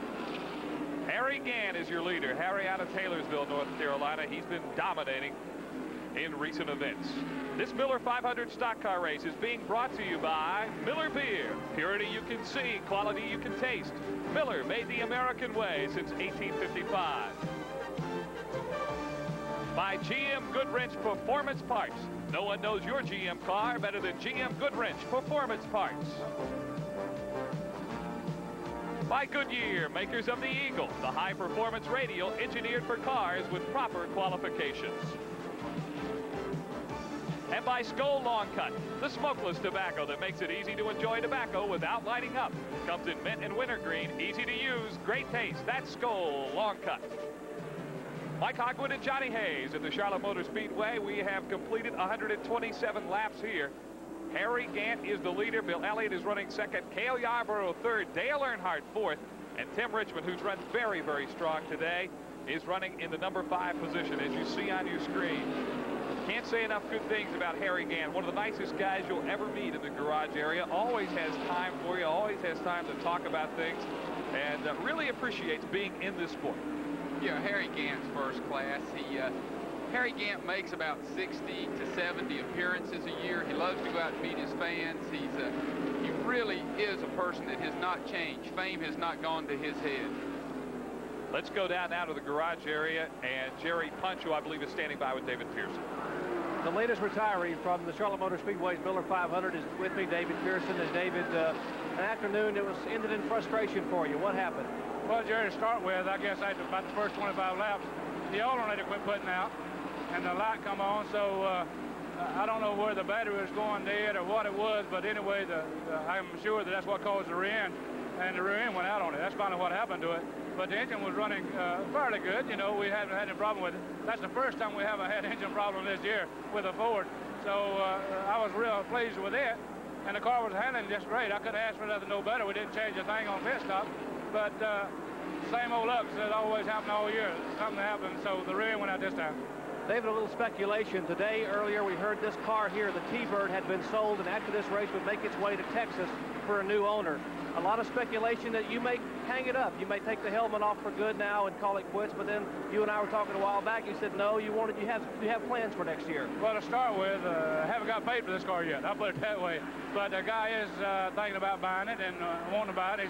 He was here this week looking at it, and it's pretty sure that he will buy it. So, and as far as next year goes, we don't really know yet. All we know now is Chattanooga Chew is going to run Larry for the championship and the Sportsman again, and we plan on letting him run 5 Grand National races. So as far as me, I don't know where I'll run 5 or 6 races or not, so we're just all up there right now. Well, the Silver Fox is not going to hang it up, and we don't want to see him hang it up. He'll be back next year. David Pearson, one of the real heroes of this sport, has won 105 Grand National races. Last one in Darlington in 1980. He's 50 years old, and he's a great guy to have around. Here's our attrition update. These guys in the garage: Neil Bonnet, Benny Parsons, Lenny Pond, David Pearson, and Jimmy Smucknees out of Huntsville, Alabama. It's been a tough day for those guys, and I know this is going to be a long ride home to wherever they're headed. Well, yeah, but the attrition rate's really not been that bad so far. We still have a lot of good cars out there. We have Kyle Petty coming down pit road right now. Kyle Petty, 66 laps now behind the leaders. He's spent a good amount of time in the garage area trying to get that clutch problem fixed. Has it fixed now, and this might be a routine stop for Kyle Petty, who is kind of out of sync with the rest of the pit stops because he spent so much time in the garage. I believe that's the case because it looks like a routine stop. Came in, changed 2 right side tires, and he's back out. 132 laps complete at Charlotte. Harry Gant is the leader. Bill Elliott right behind him. Cale Yarborough running third. Dale Earnhardt and Tim Richmond 4th and 5th. And the field again getting strung out a bit. We have been under green so much today. Only 1 caution flag, and that tends to string the field out a bit. Sure, but it makes for good racing. It gives everybody a chance to fill each other out. You'll notice that the cars just don't fall back too much. Bill Elliott's falling back a little bit, but he knows exactly what he has to do. And when he's ready to make his move, I'm sure he'll pull right back up with Harry. So this is a long race. Well, Ricky Rudd, we've seen some problems on his car that we've talked about. Steve Martin is standing by now in the Motorcraft Ford pit. Let's go down to him now. We're down in the Ford Motorcraft pit of Ricky Rudd, and I'm with Bud Moore, his crew chief and team manager. Bud, what was the extent of the damage to Ricky's car when he hit the Harry Gant? Well, we were starting out the pits, and Harry pulled coming in and caught the right front and knocked the whole front end about off. It's busted up pretty bad. How's it affected the way that Ricky's run so far? So we're working on it. We're trying to hope to get a caution so we can streamline the front end again. All right, that's Bud Moore. They've been feverishly working on that car right beneath us. They've been trying to get some ductwork fixed up and also tried to go into that headlamp, or what would be the headlamp area, and try to fix some of that to get the car a little aerodynamically cleaner. Right now, they're scrambling in the Ricky Rudd pit. They aren't losing much time, but they've got to get a caution flag soon. Well, Ricky Rudd is still on the lead lap. He's running in the 9th spot right now, so he's still not in that much trouble. Lake Speed is down in the pits. He pits right beside where the Ricky Rudd pit was. You perhaps saw the pit board coming out on him, and Lake Speed is in and down and away. And a short period of time. Blake Speed is a guy who finished second at Daytona in the very first race of the year. But since that day, he's had a tough season in 1985. Well, they've been up and down this year, but Butch Mock and Bob Rahilly, his car owners, work real hard. They give it the best they can. They've had some good luck. They've had some bad luck. But overall, I think they're in pretty good shape. There's your leader, who's in great shape right now. Harry Gant on lap 136 is the leader. As the field has spread out a little bit, we have been under green most of the day today. And if you're a stock car fan, a true stock car fan, this is the kind of race, the kind of day you like to see, where it's really man and machine going against one another. Sure, the best cars are going to lead, pull off, and do that. When you get lots of cautions, it keeps bringing people back into the race. But I think you can watch these cars, see how they're running, and you know that these are the best cars here today. Darrell Waltrip and Tim Richmond have been battling for that number 5 spot. Tim Richmond now owns it. Darrell Waltrip is running 6th. Harry Gant is your leader in Charlotte, and we'll return live to the Charlotte Motor Speedway after these messages from Dale Earnhardt. Has slowed down dramatically. He was running in 4th position. He is just coasting now as he enters pit road and comes down. Well, let's hope he's just out of gas, because it could be a number of things. His crew is signaling for him to come to the pit. Hopefully he won't take that hard left turn to the garage area. He went up against the wall a little bit, as you see some damage on the side of that car. He hit the wall in turn 2, and he hit it fairly hard, and Dale had scraped it earlier today. You know, with Dale's style, you never know. He hits the wall a lot, glazing it, but now he's hit it hard. Let's go down pit road now to Jerry Punch.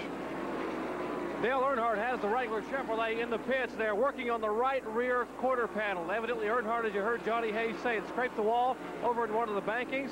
They are beating some of that sheet metal away. The crew, Kirk Shelburne, the crew chief, at the right rear of the car. The car was not under power. It was coasting down pit road very, very slowly. As the car came by, the engine was shut off. Earnhardt now sits quietly in the car as they continue to work on the rear of the Wrangler Goodrich Chevrolet Monte Carlo.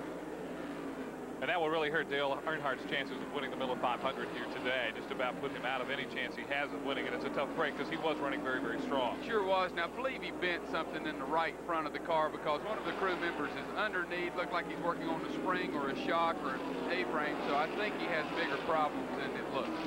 He may be there for a while, and it will be a long day for car number 3, Dale Earnhardt out of Kannapolis. Here come the jack stands, and that's never a good sign, so I think we've got a while to go. Anytime you put a car on jack stands, it's going to be a while before it goes out. Well, right now, Harry Gant's hoping none of these problems happen to him. Harry has led 55 of the 100 and really now 60 of the 145 laps that we have run here, and he is looking awful strong. Bill Elliott running number 2. Well, handsome Harry Gant from Taylorsville, North Carolina, is making all of his hometown folks real happy.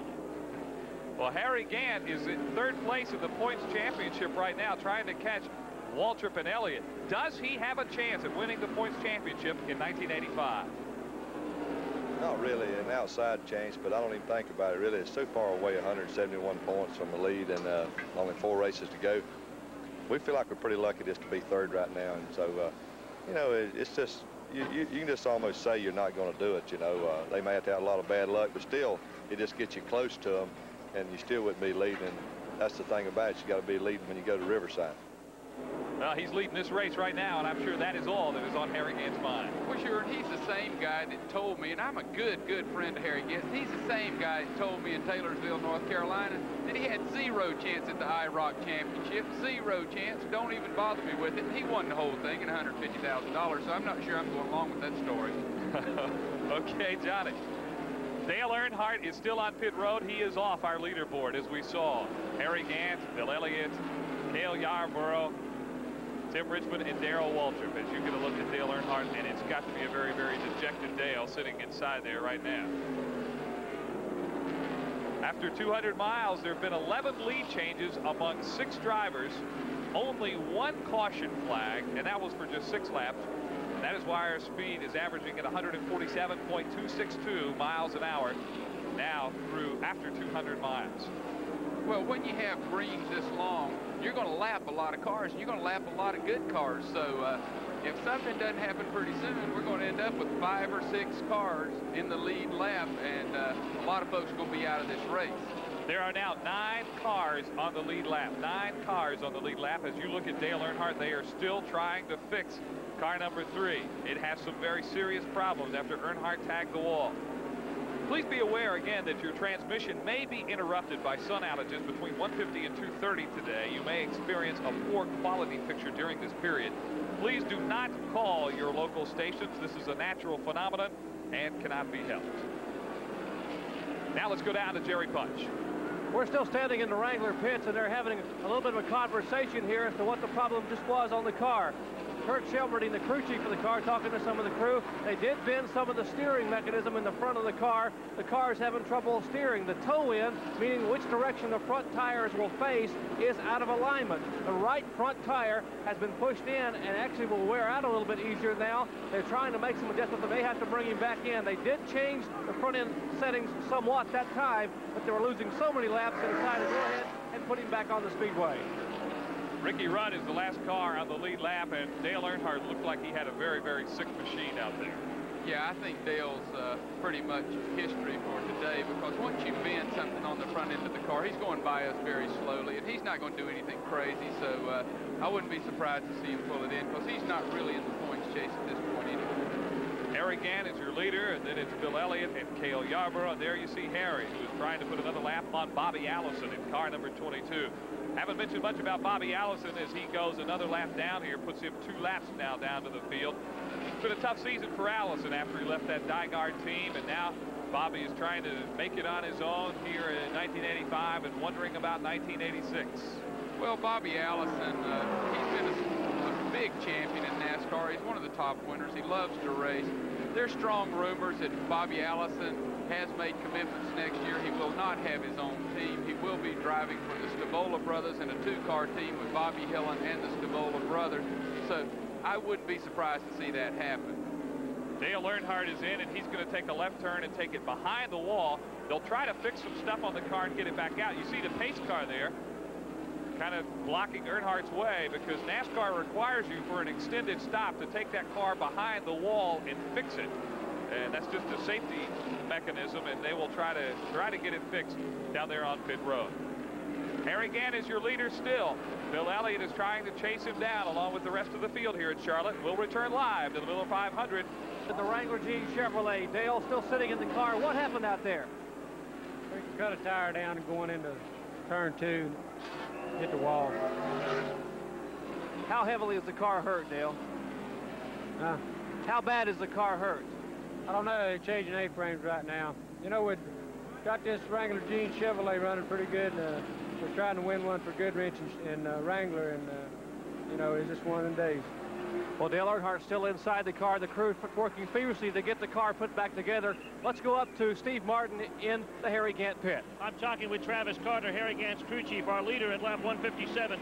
Travis, what's going to be the situation here? The halfway mark coming up. There's some money for the halfway leaderboard. Are you going to have to bring him in?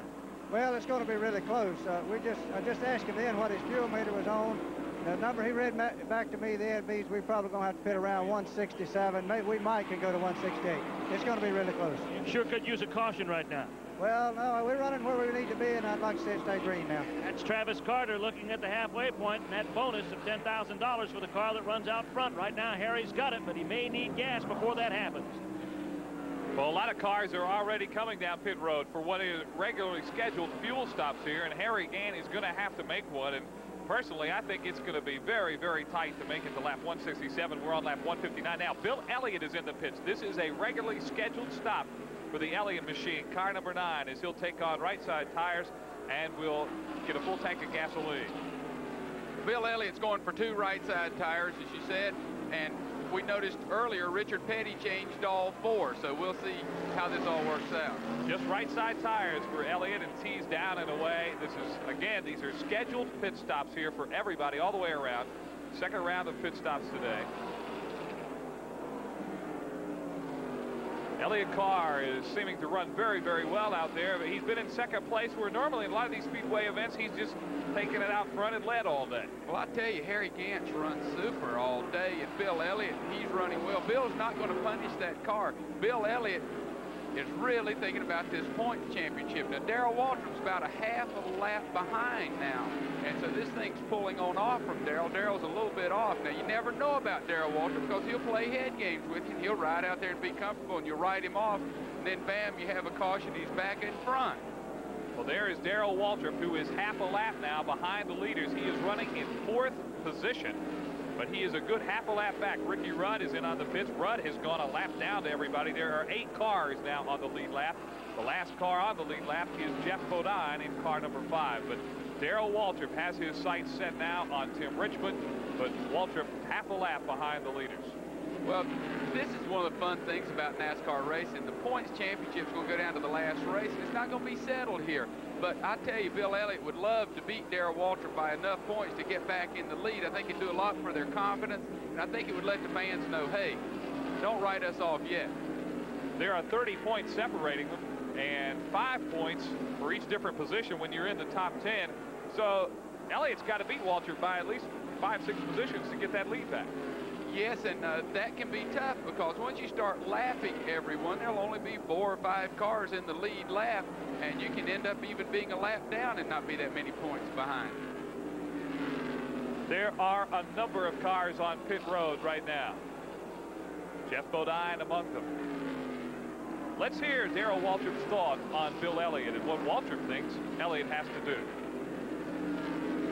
Well, what happened to them is they had all their good luck at once. They won 10 races in a row practically, and if you spread those 10 wins out over a 28 race schedule, that means he won 1 out of every 3, but instead he won all 10 of them right in a row, so it makes him feel bad now that all of a sudden he's gone several weeks without winning one. Well, I know how that is. In seasons where we've had big winning seasons, 10 and 12 wins, we kind of spread them out. So when you'd start to get down a little bit, you'd win one and you'd come back.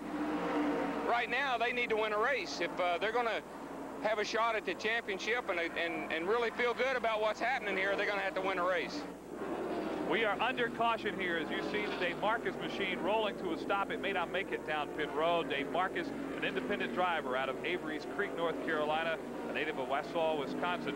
$10,000 at stake on lap 167. The crew chiefs know that. We may run lap 167 under caution. We're on lap 164 right now. Now, the rule is if lap 167 is under a caution flag, the $10,000 award will be given to the leader on the 5th consecutive green flag lap after the caution.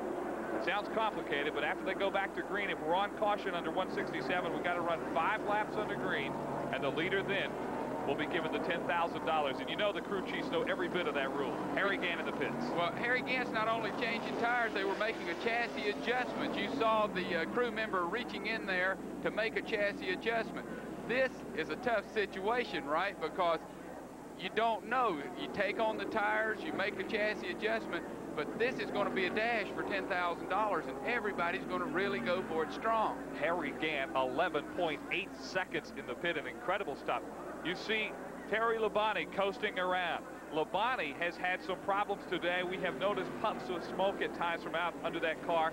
Labonte not under power at the moment, and a very, very tough break for Terry Labonte, the defending NASCAR Winston Cup champion. I don't believe Terry's going to be able to make it in. You can see Dave Marcus's car sitting at the mouth of Pent Road, and he wasn't able to make it back. Dave brought the caution out when he hit the wall, and it just appears that these cars are not going to make it all the way in.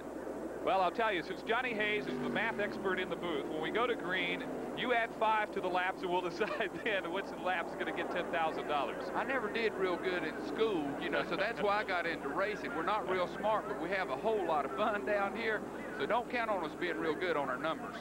I guarantee you, every crew chief is good on the numbers. They will know what lap we will be running for the $10,000. They know every contingency award that is given in this sport, and they keep their drivers well informed. Well, you know, I've always told you, we've been talking about these people all week. Drivers, they're not real smart, but boy, they know about money. They can add those dollars up because I've dealt with them. Well, we're under caution here at Charlotte, and we'll return live to the Charlotte.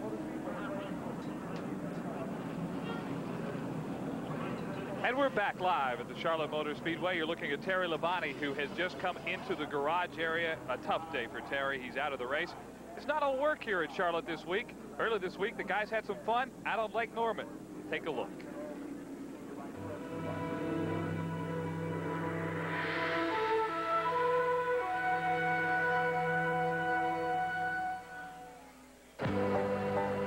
Last Monday, drivers took time out from the tight Winston Cup point race to head toward Lake Norman near Charlotte. They were teaming with the top bass fishermen in the country in an event known as the first ever Bass and Gas Catch, Click, and Release fishing tournament. While the competitors awaited the arrival of Frank O. Hill, the weighmaster for the contest, they enjoyed a breakfast of pancakes and sausage and prepared their tall tales and lies for the afternoon weigh-in. Then it was time for the unique Mr. Hill to give a frank interpretation of the rules.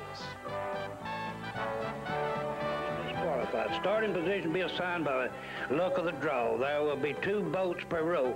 You know, it's like one on this side, one on that side.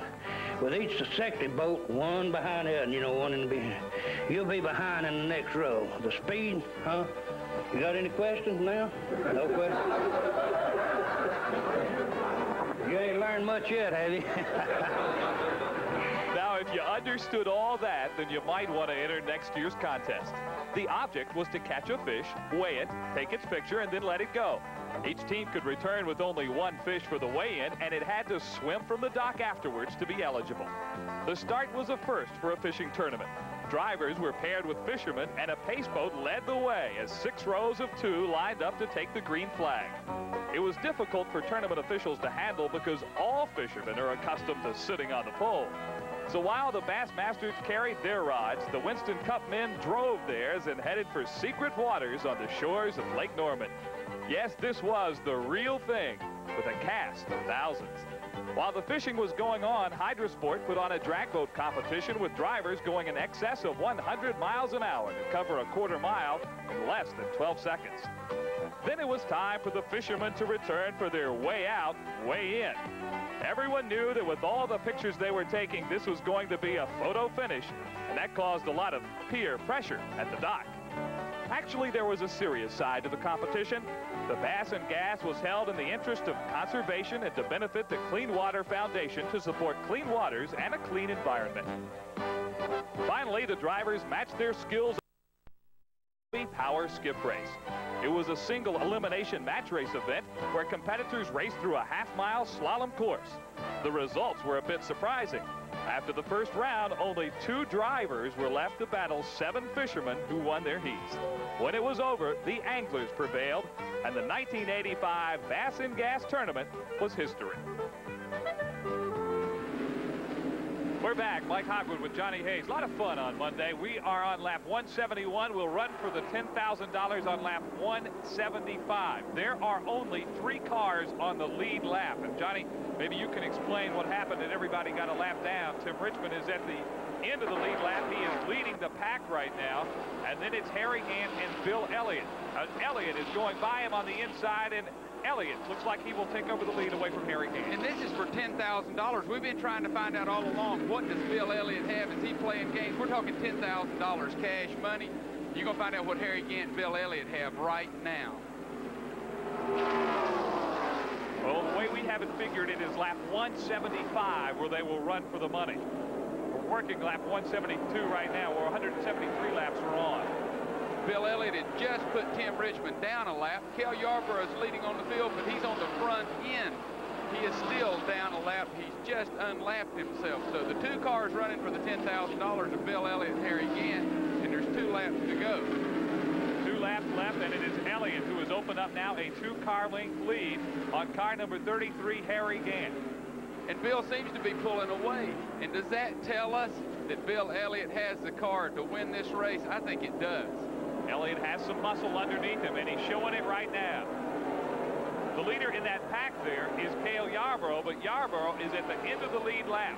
Richmond has just gone a lap down. There are still just 3 cars that are on the lead lap here at Charlotte. Of course, Barclays American gives $10,000 to the leader at the halfway point.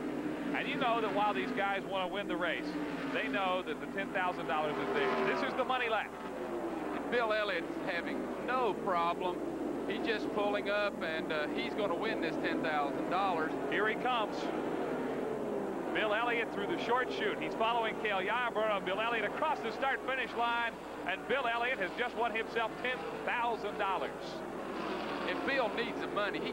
He's had a hard time this year. I think he's only won $1,800,000. Help him little boy Dawsonville, Georgia to get back on their feet. I didn't even see them jump up in the air and celebrate. They just sort of stand around saying, well, we'll give that to Mama and them, I guess. Dale Earnhardt is back in the race as $1 million Bill Elliott out of Dawsonville, Georgia, has just won the Barclays American Run for the Money. At the halfway point of this race, Bill Elliott is $10,000 richer. We have not had all that many cars that have dropped out of this race, but some awful big names have pulled in behind the wall and gone into the garage area. Here is our Goodwrench Performance Parts attrition update. Neil Bonnet is out, Benny Parsons, Lenny Pond is out, David Pearson, Jimmy Means. Dale Earnhardt, you saw on your screen, has just come back out on the racetrack. Dave Marcus and Terry Labonte is in the garage. A tough day for Terry. Let's go down now to Jerry Punch. Terry, a tough afternoon for you in the Piedmont Airlines Chevrolet. I know it was a frustrating day for you. What put you out? I believe it broke a crankshaft. That's what it looks like happened. You know, your luck has just been unbelievable this year. If you didn't have any bad luck, you wouldn't have any luck at all. But yesterday, it seemed to turn around for you. You won the Sportsman race here, but today, again, bad luck. Well, I know it. It's tough. You know, the guys are doing an awful good job on my car, and we broke some things that really they don't have any control over. And that's what happened today. Well, that's Terry Labonte out of it here at Charlotte Motor Speedway. Let's go to Steve Martin on pit road. We are in the pit of Bill Elliott, he and his crew have just picked up $10,000 for leading at the halfway point. Ernie, I guess, talking with Ernie Elliott, I guess we found out what Bill's car's got on that last lap when he held the lead. Yeah, the car's running real good right now. We're just still trying to sort things out for the end of the race. You know, this is halfway. We're worried, you know, we want to be leading at the end of the race, too. So, you know, we're working on things, but we just like to thank Barclays American, you know, for putting up the lap, you know, the midway lap leader award. It's you know, it's something that's tremendous to race for, and all the competitors race for it just as hard as they do the end of the race. What are some of the things that you want Brill to work on right now? Right now, we're just trying to sort out a chassis setup that works the best. We're talking with Ernie Elliott in the Bill Elliott pit as Bill Elliott has the lead. He's got himself a chunk of bonus money, just picking up $10,000 for leading at the halfway mark. You see Richard Petty on pit road. Petty has been a lap down, and he is coming in now to change right side tires on the car. This is not a scheduled pit stop, and apparently something amiss down there as you see them going at it with a sledgehammer, trying to pull some of the sheet metal away. Well, Richard's not having any fun. This is tough when you've got this far to go and you come in and you're having these kind of problems. And so he'll just stay out there and do the best he can. But this really basically takes him out of the race.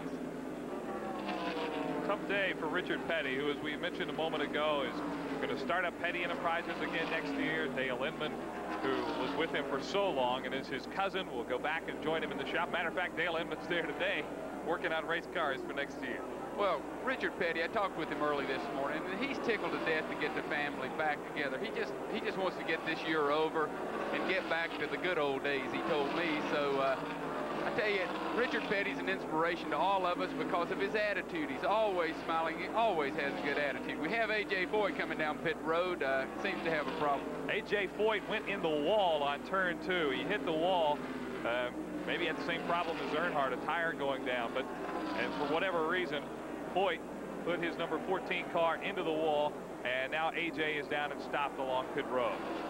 Well, A.J. Foyt, as you know, is hero material, and he enjoys this. A.J. Foyt's 50 years old, and I think he's having more fun now than he's had in a long time. He goes, he does the Indy cars, he comes back here and runs with us, and it's been a lot of fun to have A.J. here. You see the straight marks on the side of the car, number 14, in his career, 96 starts, 7 wins, 29 of them in the top 5 of those 96 starts, and 36 top 10 finishes. His last win way back in 1972, and it's been 8 years since he's been at this track. Here is Cale Yarborough about to get put a lap down by Bill Elliott. And Elliott, the leader on the racetrack. That is not a battle for the lead, but simply a battle by Cale Yarborough to stay on the lead lap, and something that's very important to him. Oh, yeah, this is just like going for the win, because if Cale gets that lap down and Bill pulls on off, then his day, he's in trouble. And it'll just show you how tough a race car driver Cale Yarborough is. Here comes Darrell Waltrip jumping right up with him, trying to get his lap back. So this is good racing right here. That is Elliott and Waltrip, 1 and 2 in the points battle. Waltrip leads by 30 points, but right now Darrell Waltrip in car number 11 is a lap down. He is trying to make it up, and to make it up, he has to pass car number 9. And Bill Elliott is shutting the door on everybody at the moment, although Yarborough now on the backstretch on the inside pulls up even with Bill Elliott. And they are dead even as they head into the entrance of turn 3. And Elliott's car really seems to be working stronger in the turns, and he's able to pull away just a little bit.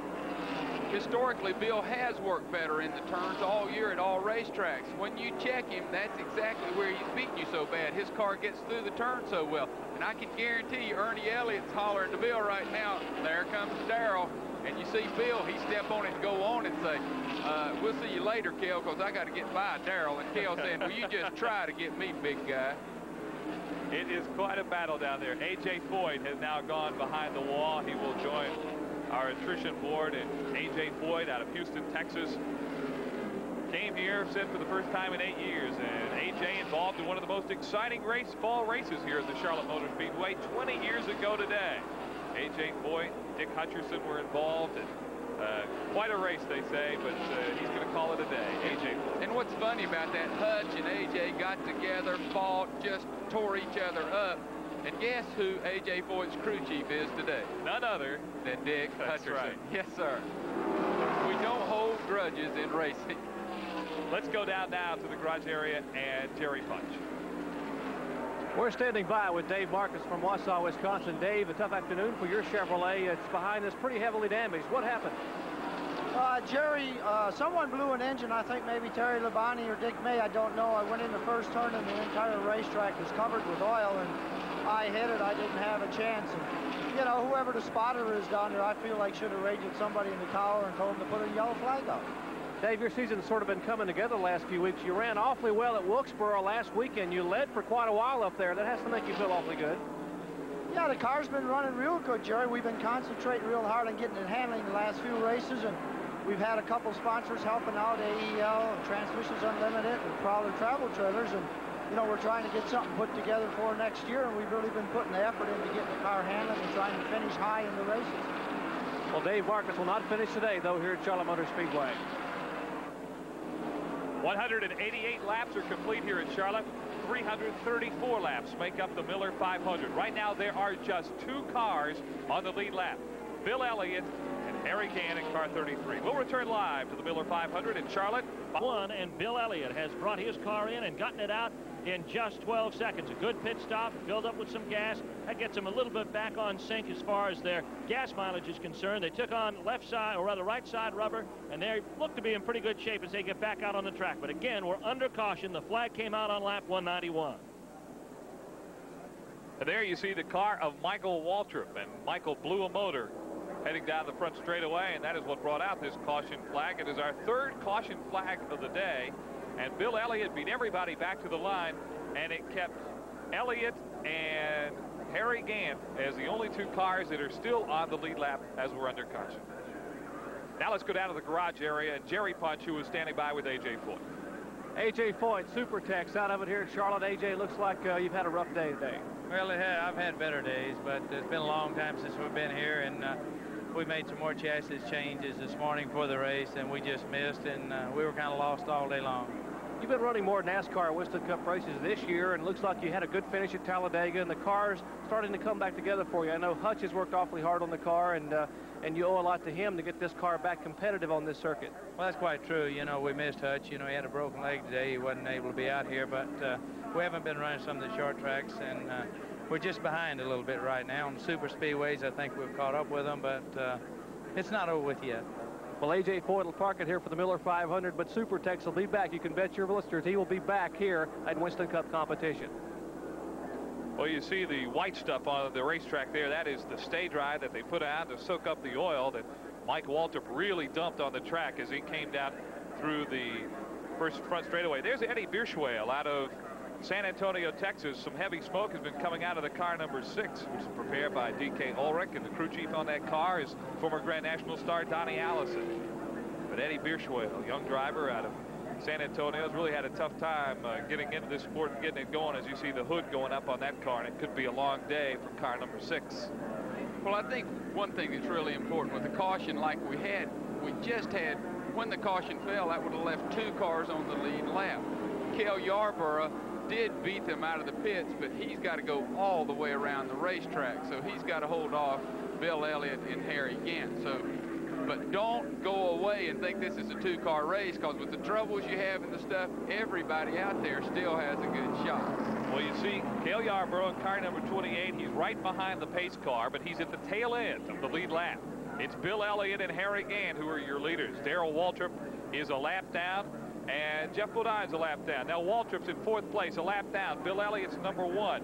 Last year in this race, Elliott won it. Waltrip finished 27th, and look at the points that Elliott gained. Now keep in mind, Elliott is 30 points down to Darrell Waltrip right now. The next race, which is 2 weeks from today at Rockingham, Elliott won that a year ago. Waltrip finished 4th, and Elliott gained 15 points. This is Bill's time of year, some of Bill's racetracks. Well, Bill's always run good at these racetracks, and I think he is really trying to prove to all his fans, because he thinks a lot of people will quit on him. He thinks, you know, he has really been concerned that everybody feels like I'm out of this deal. Atlanta, which he considers his home track. Of course, Bill from Dawsonville, Georgia, and Elliott finished 2nd there a year ago. And Riverside, which is the place where I think everybody remembers Bill Elliott's first Grand National win when it occurred at Riverside. Remember, it was raining, the track was slippery. Bobby Allison was running for the championship, but it was Bill Elliott who got his first NASCAR win there. This year, 24 starts, Elliott with 10 wins, but the point system is set up so that if you run consistent, you're going to get the points. Only 2 wins for Waltrip, but 15 top 5 finishes, 17 in the top 10. Waltrip has 2 more top 5 and top 10 finishes than Elliott, and it's Walter who's 30 points ahead right now. Well, it's been exciting, and this is something that the race fans love. It gives everybody something to talk about, and you can't wait to get out to the next race to see who's going to get the job done, Bill or Darrell. Today's a situation where Bill has run better than Darrell, but Darrell is right there. If you look at the cars, there's Bill Elliott, there's Darrell Waltrip right behind him. Bill Elliott's in 1st place, Darrell Waltrip's in 4th place, 1 lap down, but anything can happen.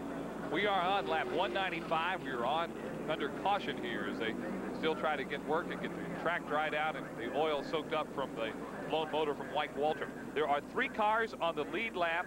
There are 6 cars, 1 lap down, 9 cars still with a chance to win here today. We'll return live to the Charlotte Motor Speedway after this. We're back at Charlotte Motor Speedway. We're in the Richard Petty pits. There's a problem on the STP Pontiac. We're with crew chief Mike B. Mike, what's the problem in the Petty car? Well, he said he got in the wall up there. He said he just got into it. He didn't know what happened.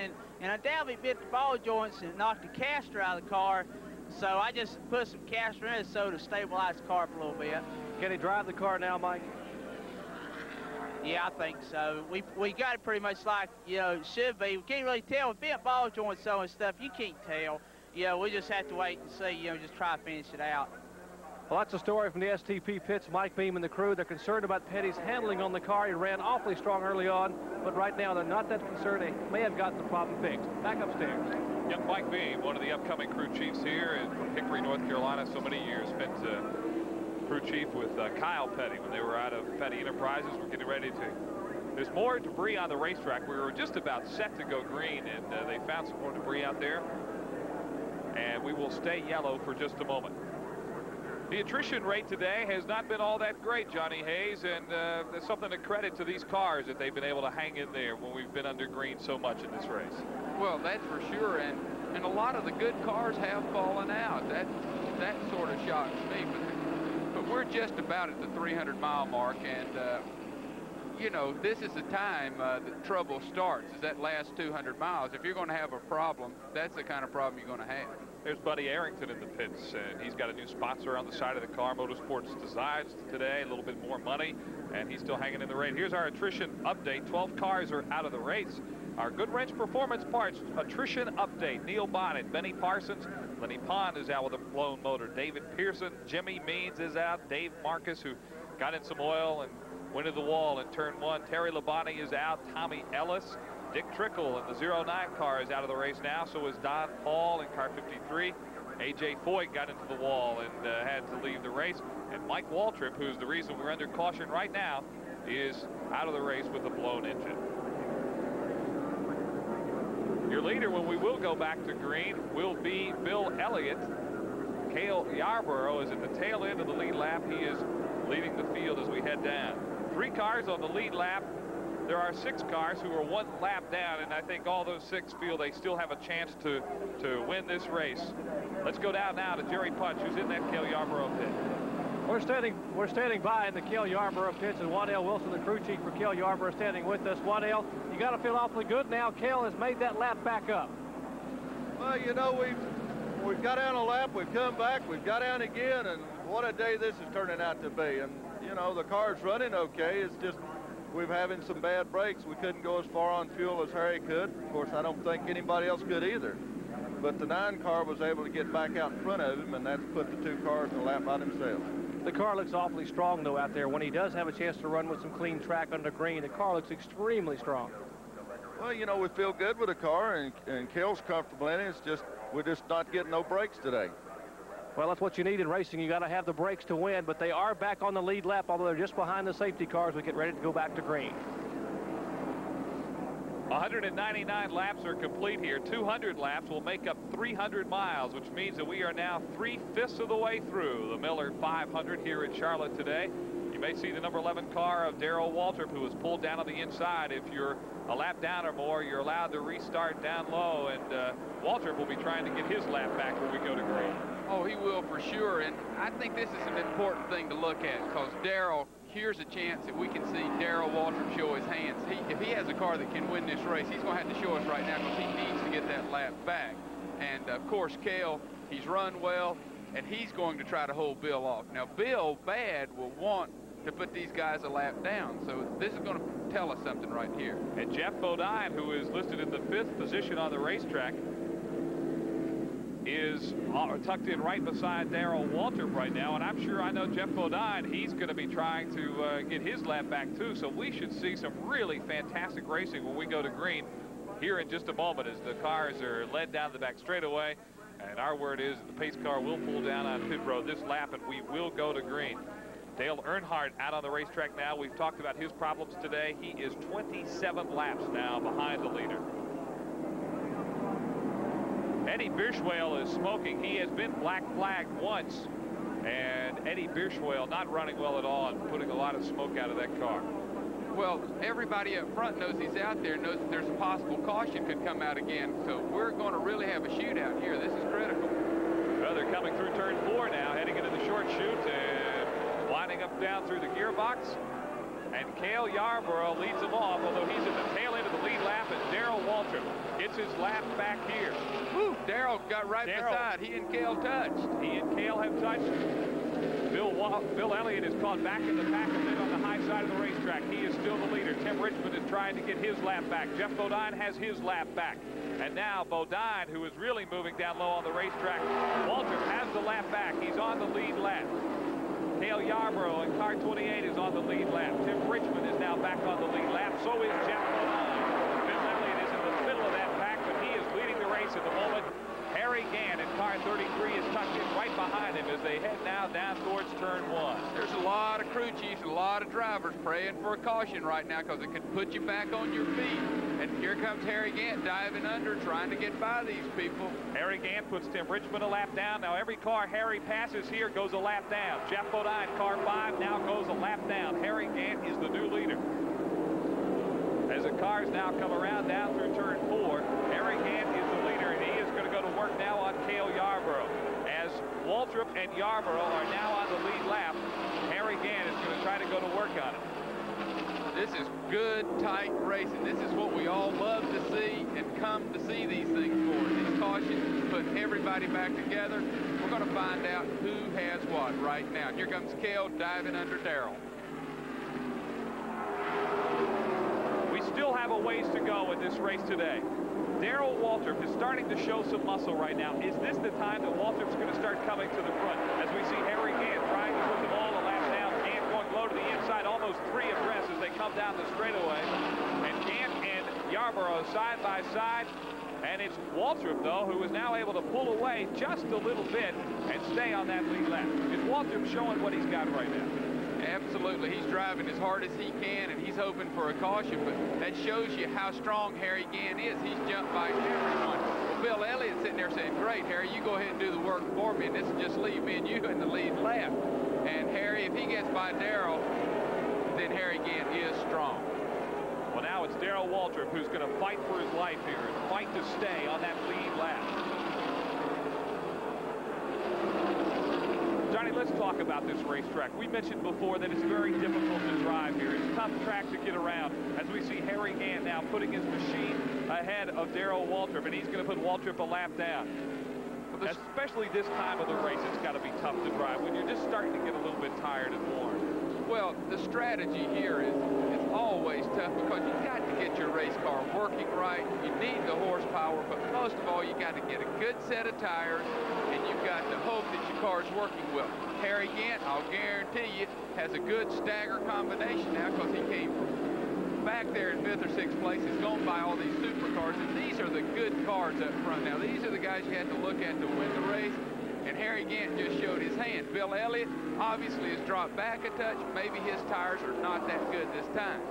But as long as Harry Gant stays out there, that means that Harry and Bill Elliott are the only two cars that are on the lead lap. Of course, Harry on Thursday set a qualifying record with a speed of 166.139 miles an hour.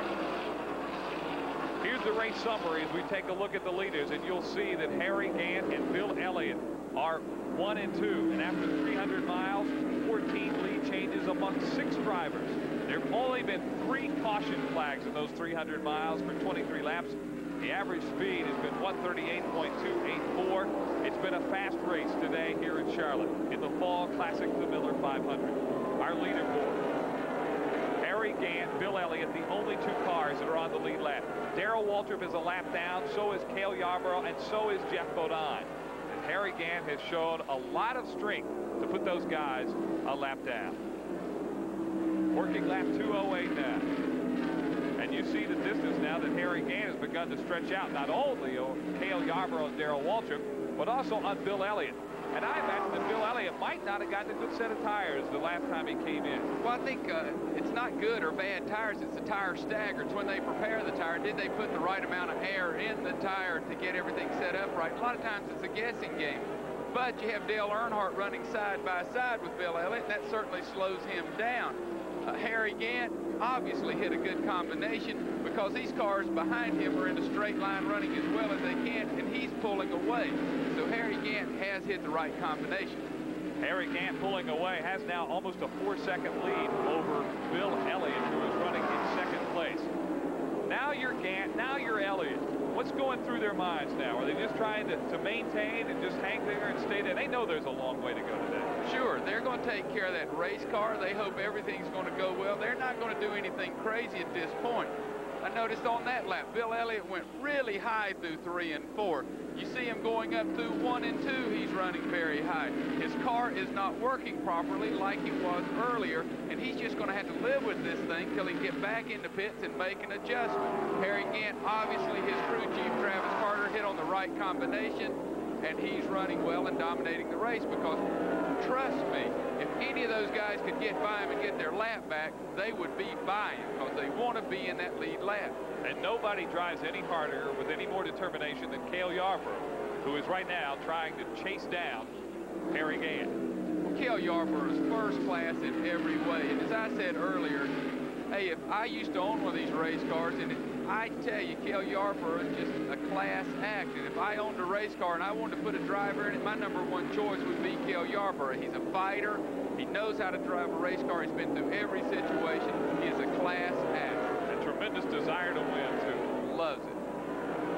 And he also loves money. I think maybe that probably motivates him because every time he wins, he makes more money, and he's rich already, but he likes to share it with his little girls and take care of his family. I understand from you that money motivates a lot of these guys we're seeing on the racetrack today. Oh, it's amazing. I never realized money had so much horsepower because I never liked money myself. I just sort of enjoyed riding around in a pickup truck, but they are doing a heck of a job. Harry Gant now with about a 6-7 car length lead over Cale Yarborough. Richmond and Waltrip, Tim and Darrell. This is the battle for 4th place here. They are both a lap down, and right now it is Tim Richmond who is out in front by 2 car lengths. And we have said so earlier today, but it has been a strong showing for car number 27, Tim Richmond, here at this racetrack. Rusty Wallace is now coming down on pit road, which should be an unscheduled pit stop, and he has had his problems this year. Rusty Wallace will take a hard left turn and put his car in the garage area. So the Pontiac of Rusty Wallace in car number 2 is out of the race. And all you can say for the defending Rookie of the Year, he was Rookie of the Year in 1984. His sophomore season has been a very, very tough one. And that happens a lot of times in the sport. Rusty Wallace has done a good job, but Rusty Wallace has just had bad luck this year. They've had problems, and he's certainly proven to all of us that he can drive a race car, and it's just a matter of them getting back on their feet. Sterling Marlin car, number 95, is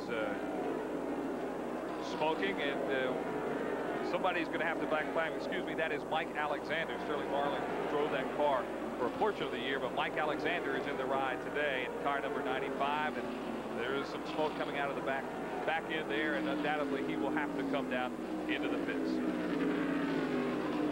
Harry Gant, Bill Elliott, the only 2 cars on the lead lap, and we'll return live to the Miller 500 in Charlotte, complete here in Charlotte. Mike Hogwood along with Johnny Hayes, and there is your leader, Harry Gant. Handsome Harry on the pole today, and he's been a tough customer to beat.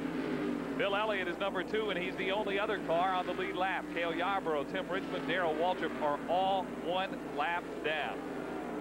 Harry Gant's been the hottest thing in racing the last 5 or 6 weeks, and he's proving that he has not lost anything for this race. We've talked about Cale Yarborough. Now here's a guy who is just fighting like a dog, tooth and nail, to get his lap back. But that's just the way he drives. He is that kind of person. We talked to him earlier this week about how that Ford Thunderbird has been running during this Miller 500 week. Well, it looks real good, Johnny. The car's running good. It seems to be handling well. We have had a lot of bad things happen to us this year. Just really rotten racing luck. Waddell's done a fantastic job with this Hardee's Ford. It's just that we can't go all day, it seems like. But I feel like that we're in good shape for the final 4 races of the season. Well, Cale Yarborough, you talk about tough luck. He had some tough luck with the tires earlier in this race, and that's probably the main reason that he's a lap down right now instead of running for the lead with Harry Gant and Bill Elliott. Well, Cale, if his car will go, Cale's going to be there, and you see he's really right now, after this stop, the 2nd best car on the track. Harry's still leading him. Cale, ooh, he just went a little sideways coming off of 4, and that shows you how hard the man drives. He's not letting up an inch. He's sitting there thinking, I got to get this darn lap back before the caution comes out. Bill Elliott's dropped back a little bit. Harry Gant's pulling away at this time. Whenever we see the guys loose, we see them a lot of times getting loose on turn 4. Why is that?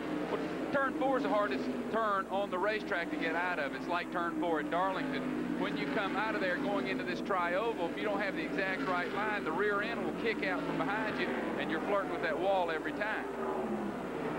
There you see Morgan Shepherd. You see him getting close to the wall. You saw a little bit of debris pop up there.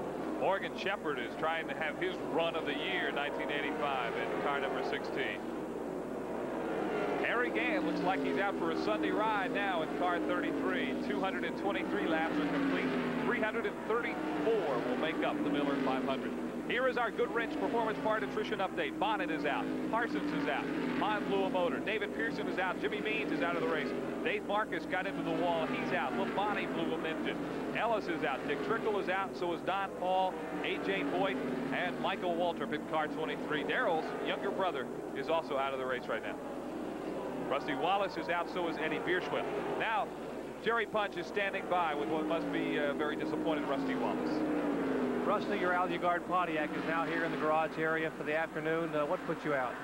Well, yeah, Jerry, the car blew an engine, and I really don't know quite what caused it, but it just tightened up coming down the back straightaway, and finally it blew up, and it's a bad deal because the car was running fairly well. We had the chassis off a little bit. We were probably going to conquer that, but we'll be at Rockingham next week. You've had a rough year. The Cliff Stewart car has really had its problems this year. I know you've had some engine trouble, but you've been working awfully hard on that problem. Well, I really don't know what's causing everything, and if I did, I'd fix everything, but it's just it's one of those deals where a team gets herself in a rut and can't seem to get out of it, and I hope next year it'll all straighten out for us because, you know, I'll be working real hard for the team trying to put everything together along with Darrell Bryant and everybody. It's, you know, we've got the drive to do well. It's just we just can't get this monkey off our back. This is a lot of engines this year, and I don't know what's causing it. Well, that's Rusty Wallace. Tough day for Rusty, and a tough day for Sterling Marlin, who is in the 00 car, which has been driven a good portion of this year by Morgan Shepherd. Been driven today by Sterling Marlin, who is the son of Cuckoo Marlin, who was a regular out here for so many years. And Sterling's just another one of those guys that's had a tough time breaking into the sport. Yeah, and Sterling, he's a past Rookie of the Year, a great young kid. He's the kind of kid we need in this sport. We're getting a lot of people are getting older and older, and we need some of these young kids back in this sport. And I hope that a guy like Sterling Marlin can get a quality ride. Well, let's hope so. He is definitely out of the race for today, and a tough break for him. There's Harry Gant, your leader, who just seems to be coasting right now. There's a lot of distance between him and the rest of the cars, and the field is very, very spread out right now. Darrell Waltrip is in 5th place. He is a lap down.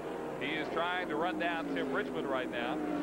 You see Dale Earnhardt in car number 3, 27 laps behind the leaders, but he's running like he's running for the lead. Yeah, that's Dale. If he's going to be out there, he's going to run full speed. He doesn't care. And you can see the car was smoking a little bit coming out of the turn, so I think Dale has more problems. Well, it's been a tough day for Dale Earnhardt, but he likes to put on a good show here. And now the black flag is coming out for Mike Alexander in the number 95 car. And he will have to come around. Apparently, he is losing some oil and will have to come in down on pit road and get that problem corrected and checked out. Harry Gant and Bill Elliott. And there is Alexander in car number 95, who spent a good deal of time down on pit road trying to get his problems fixed. Apparently has not been able to do it. And this is another guy who has had a lot of success on short tracks and other circuits in racing and really wants to make it in Grand National racing. Mike Alexander, who's out of Franklin, Tennessee, near Darrell Waltrip's home. And Alexander really wants to make it. And there are a lot of people in this garage area down here who are pulling for it. Sure, we all want to see these young kids get the break they need, and we do need to develop these people and bring them along, because we've got a bunch of old-timers out there, and they still get the job done, but one of these days, several of them are going to step down. They're going to all step down at the same time. We need these young new heroes to come along. Well, Bill Elliott certainly heads the list as one of those young new guys, even though he turned 30 years old yesterday. Bill Elliott is certainly been the dominant factor this season. Here's a battle for 3rd place between Tim Richmond and Cale Yarborough. Some good racing here. And Richmond doesn't care if he's a lap down. He still wants 3rd place away from Cale Yarborough. You see him taking the low side around the racetrack and Cale Yarborough on the high side. And it's going to be Richmond who comes out in front. Down the back straightaway they come. And Tim Richmond is now in 3rd place. Cale Yarborough tracks back to 4th. Is that the best place to pass here at Charlotte, to go down low? Is that the best place to get somebody? Yes, if your car's working properly, that is the place to get, because it's really tough to pass someone on the outside. So you're always trying to look for that inside groove.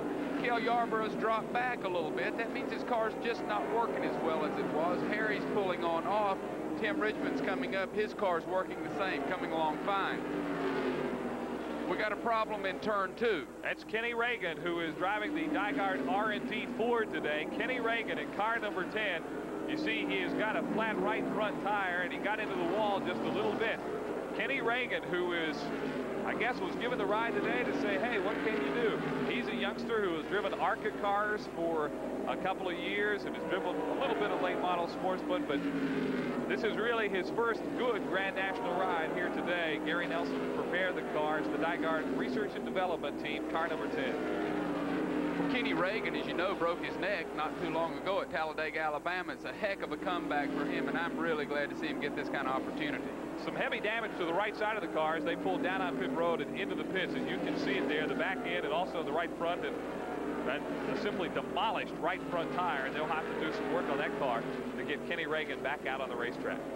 One of the neat things about Harry Gant having such a good day, one of his car owners, Hal Needham's been doing a movie for the last 8 weeks up in Canada, and they welcomed him back, and Harry's putting on a great show for him, but they told Hal when he came in, hey, if we have a bad day, you're not getting to come back anymore. I don't care if you own the car, because we're on a roll. So I'm sure Hal's real excited because he's probably going to get to come back.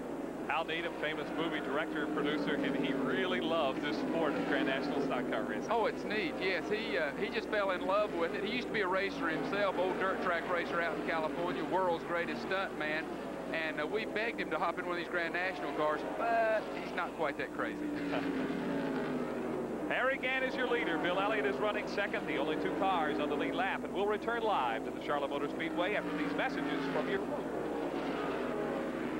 Mike Hogwood, Johnny Hayes back at the Charlotte Motor Speedway. 237 of 334 laps are completed. Harry Gann is our leader. Bill Elliott is running second. Big announcement at a hotel in downtown Charlotte last night. Coors Beer has decided to re-up with Bill Elliott for 3 more seasons. And these sponsors that you see on the side of these cars really put a lot of money into what enables all these teams to be out here. And to be a matter of fact, Anna Owens took a look at what NASCAR sponsorship really means to these drivers on the racetrack. In the world of professional athletics, sponsorship is a well-known and highly accepted practice. And in NASCAR racing, sponsorship is a lifeblood that keeps this sport successfully on the track. Everything is for sale, if the price is right. There must be someone who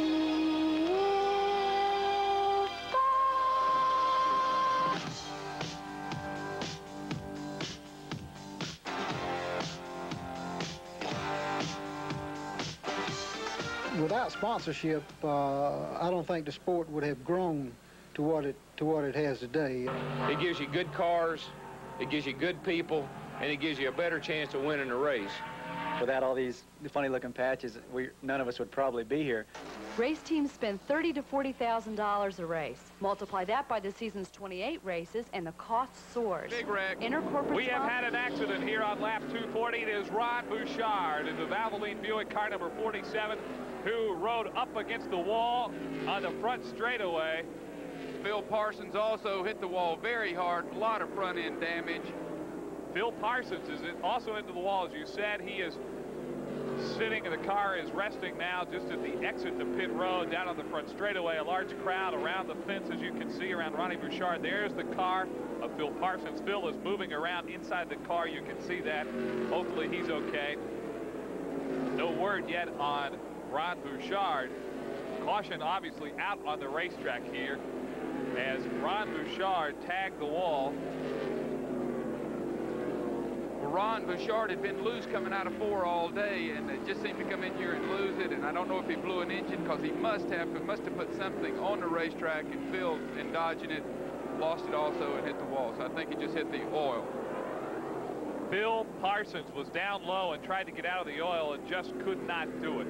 We'll take a look again at some of it as you see the safety equipment again. Look at Ronnie Bouchard. He's coming out and showing to the fans he's okay. Here's Bouchard in the wall. And that's a place you don't want to be here in Charlotte. Ronnie Bouchard is out, lifted his hand to the fan, said he's okay, and got a nice round of applause. He's walking across the infield right now, and he's going to walk down to his pit and say, hey, guys, I'm okay. There's the safety crew out there, but Ronnie says, hey, I don't need you, I'm okay. And he is walking across the infield now and is headed on down to pit road. Not even limping, just to test to the safety really of these cars here that they build with the roll cages and everything. It was really safe inside those machines. As you see, Ronnie Bouchard out of Fitchburg, Massachusetts, had a kind of a tough year this year.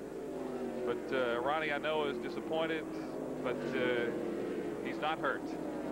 Well, NASCAR does a wonderful job enforcing the rules and making sure those cars do stay safe. And you can see the ambulance is pulled off, and that tells me Phil Parsons is okay. He's sitting in the car. They're backing a wrecker up to him. Let's go down now to Jerry Punch off pit road. We have Ronnie Bouchard standing with us, and Ronnie, you took a heck of a lick out there. First of all, are you okay? Yeah, I'm fine. Just kind of run along the wall sideways there. It didn't really hit as hard as it looked, I don't think. What happened out there? Well, we come off the turn, and I was going around a slow car, I believe 64, and I got a little bit loose, and I think that 90 car just kind of gave me a shot in the rear end. When he did, he turned me sideways and got me in a fence. Well, the Valvoline Buick looks like it's pretty well used up. Well, it really is. It's a shame. Brand new race car, and it just keeps putting us behind. You made an announcement that you will be back with this team for next year. I know Jack Beebe, your car owner, also was excited about the fact that you have landed sponsorship for the full year next year. Well, as it looks right now, I guess everything will go back together next year about the same, but we're not even really sure on that yet. Well, Ronnie Bouchard, we're glad to see you out of the car in one piece, and hope you have a good run next time at Rockingham. Thank you very much. Ron Bouchard, a tough day for him. And the 64 car that Ronnie was talking about, being driven today by Clark Dwyer, and the 90 car that he said that was touching him, that is Rookie of the Year contender Kenny Schrader. and all those cars who've come down around pit road, and a number of cars who've taken advantage of this caution period to come down and make some adjustments on the car. It'll be interesting to see what kind of adjustments Bill Elliott has made. Well, it's important also to let all the Phil Parsons fans know that he is fine. They're pulling the car out for him, so I think everything went smooth there. There is Phil Parsons. You can see him standing there, and it's good news that they're all okay. We are under caution. 2:44 is the laps that are complete. We'll return to the Miller 500 following these. Was Phil first? Are you all right? Yeah, I'm fine, Jerry. Tell us what happened out there. Well, I'm not sure. Bouchard got up into the wall, and I was slowing down trying to miss him. It was right in front of me. And I had the thing, you know, pretty well slowed down, and I was on the brakes going straight, and then all of a sudden the thing just swapped in. So I don't know whether I ran over some debris from his car or what. I don't know what happened. Looks like the car is just pretty well gone. I really didn't look at it. Well, Phil, we're glad you're in one piece, and there'll be other races for Phil Parsons down the road, but he's okay here at Charlotte Motor Speedway. I guess when you tear up a car like that, you don't want to look at it. You just want to get out and walk away. Well, I tell you, that tears me up. Phil Parsons is my neighbor up on Lake Norman, and I had to ride home with him tonight. And you can see he's not in a real good mood. You better drive. yeah, no, I'll definitely drive or I'll walk. Lap 246 is complete. We are still under caution. There is the car of Phil Parsons, and indeed there is a lot of damage to car number 66. Harry Gant, Bill Elliott are your leaders. Tim Richmond got out of the pits very, very early. He is back now on the tail end of the lead lap. It'll be interesting to see if Richmond can stay there. Another story we'll follow is Bill Elliott running any better now? Have they come in and had an opportunity to make some adjustments on that car? And that's one of the neat things about NASCAR racing. Every time you have a caution in a pit stop like this, it's a whole new ball game. So we'll just have to wait and see. You know, we have seen a lot of spectacular accidents in this sport, and all the time they come out more often than not able to walk away from it. So it is very, very special for NASCAR to put all the safety features in that they have done. And let's take a look at a feature that we call simply After the Crash. Yarborough gets out of shape. Spin-outs, crashes, multiple car wrecks, rollovers, and massive flips are a natural element of stock car racing. The end result means mangled, crumpled cars and occasionally injuries or even death to the drivers involved. 1983, Cale Yarborough attempts another 200-mile-per-hour qualifying lap at Daytona.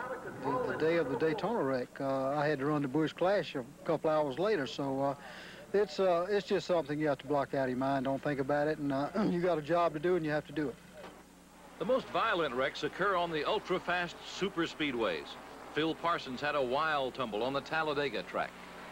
It was pretty painful the times it came down. It's not too bad when it's up in the air flipping around, but when the car comes down, that's pretty painful. And each time it came down on the racetrack, it hurt pretty bad. So I was just hoping to get through it. And in '84, Ricky Rudd's car fell apart as it went through sickening flips at Daytona. The thing that helped me a lot probably in that wreck is that I blacked out first time I crashed, first time I hit on the first flip. Didn't remember a whole lot of that violent flipping and spinning around in the air, so that probably helped me a little bit as far as not having to worry about getting back in the car again. But why do these and other drivers, often suffering pain, come right back and get under that steering wheel to face the same dangers again? And anybody that's been in this game has been in some bad crashes at one time or other. But it's just something you have to block out of your mind. You can't let it get to you. If you let it get to you, you might as well quit. So I just try not to ever think about it again and go on down the road. I think it probably has a lot to do with the money. I think that, now, really, all kidding aside, I really don't know. Like I say, I think it's just a part of growing up with it. And you have a lot of people that depend on you. And a lot of time you don't have the chance to really take time to heal all your wounds like you'd like to. And so you just sort of make out the best you can. And NASCAR stresses safety first. There's a lot of other forms of racing that speed comes first. And if anything, when you go through a couple of wrecks like I've been through, especially the one at Daytona, it really makes you appreciate the sport, NASCAR safety program, and the cars that we race. Ricky Rudd there, and our attrition update is, and I'm sure that Ronnie Bouchard and Phil Parsons, like those guys said, they'll be back. Bonnet, Parsons, Pond, Pearson, Means, and Marcus all out of the race today in the Miller 500. Labonte, Ellis, Dick Trickle, Don Paul, A.J. Foyt is out, so is Mike Waltrip. Rusty Wallace, Sterling Marlin, Kenny Reagan is out now. Ron Bouchard and Phil Parsons, which is the reason we're under caution right now, out of the race after that accident. You see Darrell Waltrip there, swooping and serving around as we look at the leaders. Harry Gant, Bill Elliott, Tim Richmond is at the tail end of the lead lap. Darrell Waltrip and Cale Yarborough are 1 lap down. Well, this is another time to hope that everybody hit the right combination, and it keeps coming back this way. You got to keep proving yourself, and Harry Gant's going to have to prove all over again that I have the best car. Let's go down now pit road. Jerry Punch. We're in the old Milwaukee pits with crew chief Barry Dotson for the car number 27 of Tim Richmond, and Barry looking as the car's getting ready to go back to green. Tim's on the lead lap, but on the tail end, can he hang on? I don't know, Jerry. Depends on the tires. If you get lefts, the rights are worn out. If you get rights, the lefts are worn out. You know, we wish we didn't have the tire rules, so we don't know. We're going to do the best we can. Tim Richmond trying to hang on when we go back to green. As we get ready to go back to green, we'll talk more about that tire rule in just a moment, because it has had a big effect on these cars here today. 250 laps are complete of the Miller 500, and we're set to go back to green after our 4th caution flag of the day. And it's Tim Richmond and Darrell Waltrip who are keeping their cars now on the lead lap ahead of Harry Gant, who has passed Bill Elliott.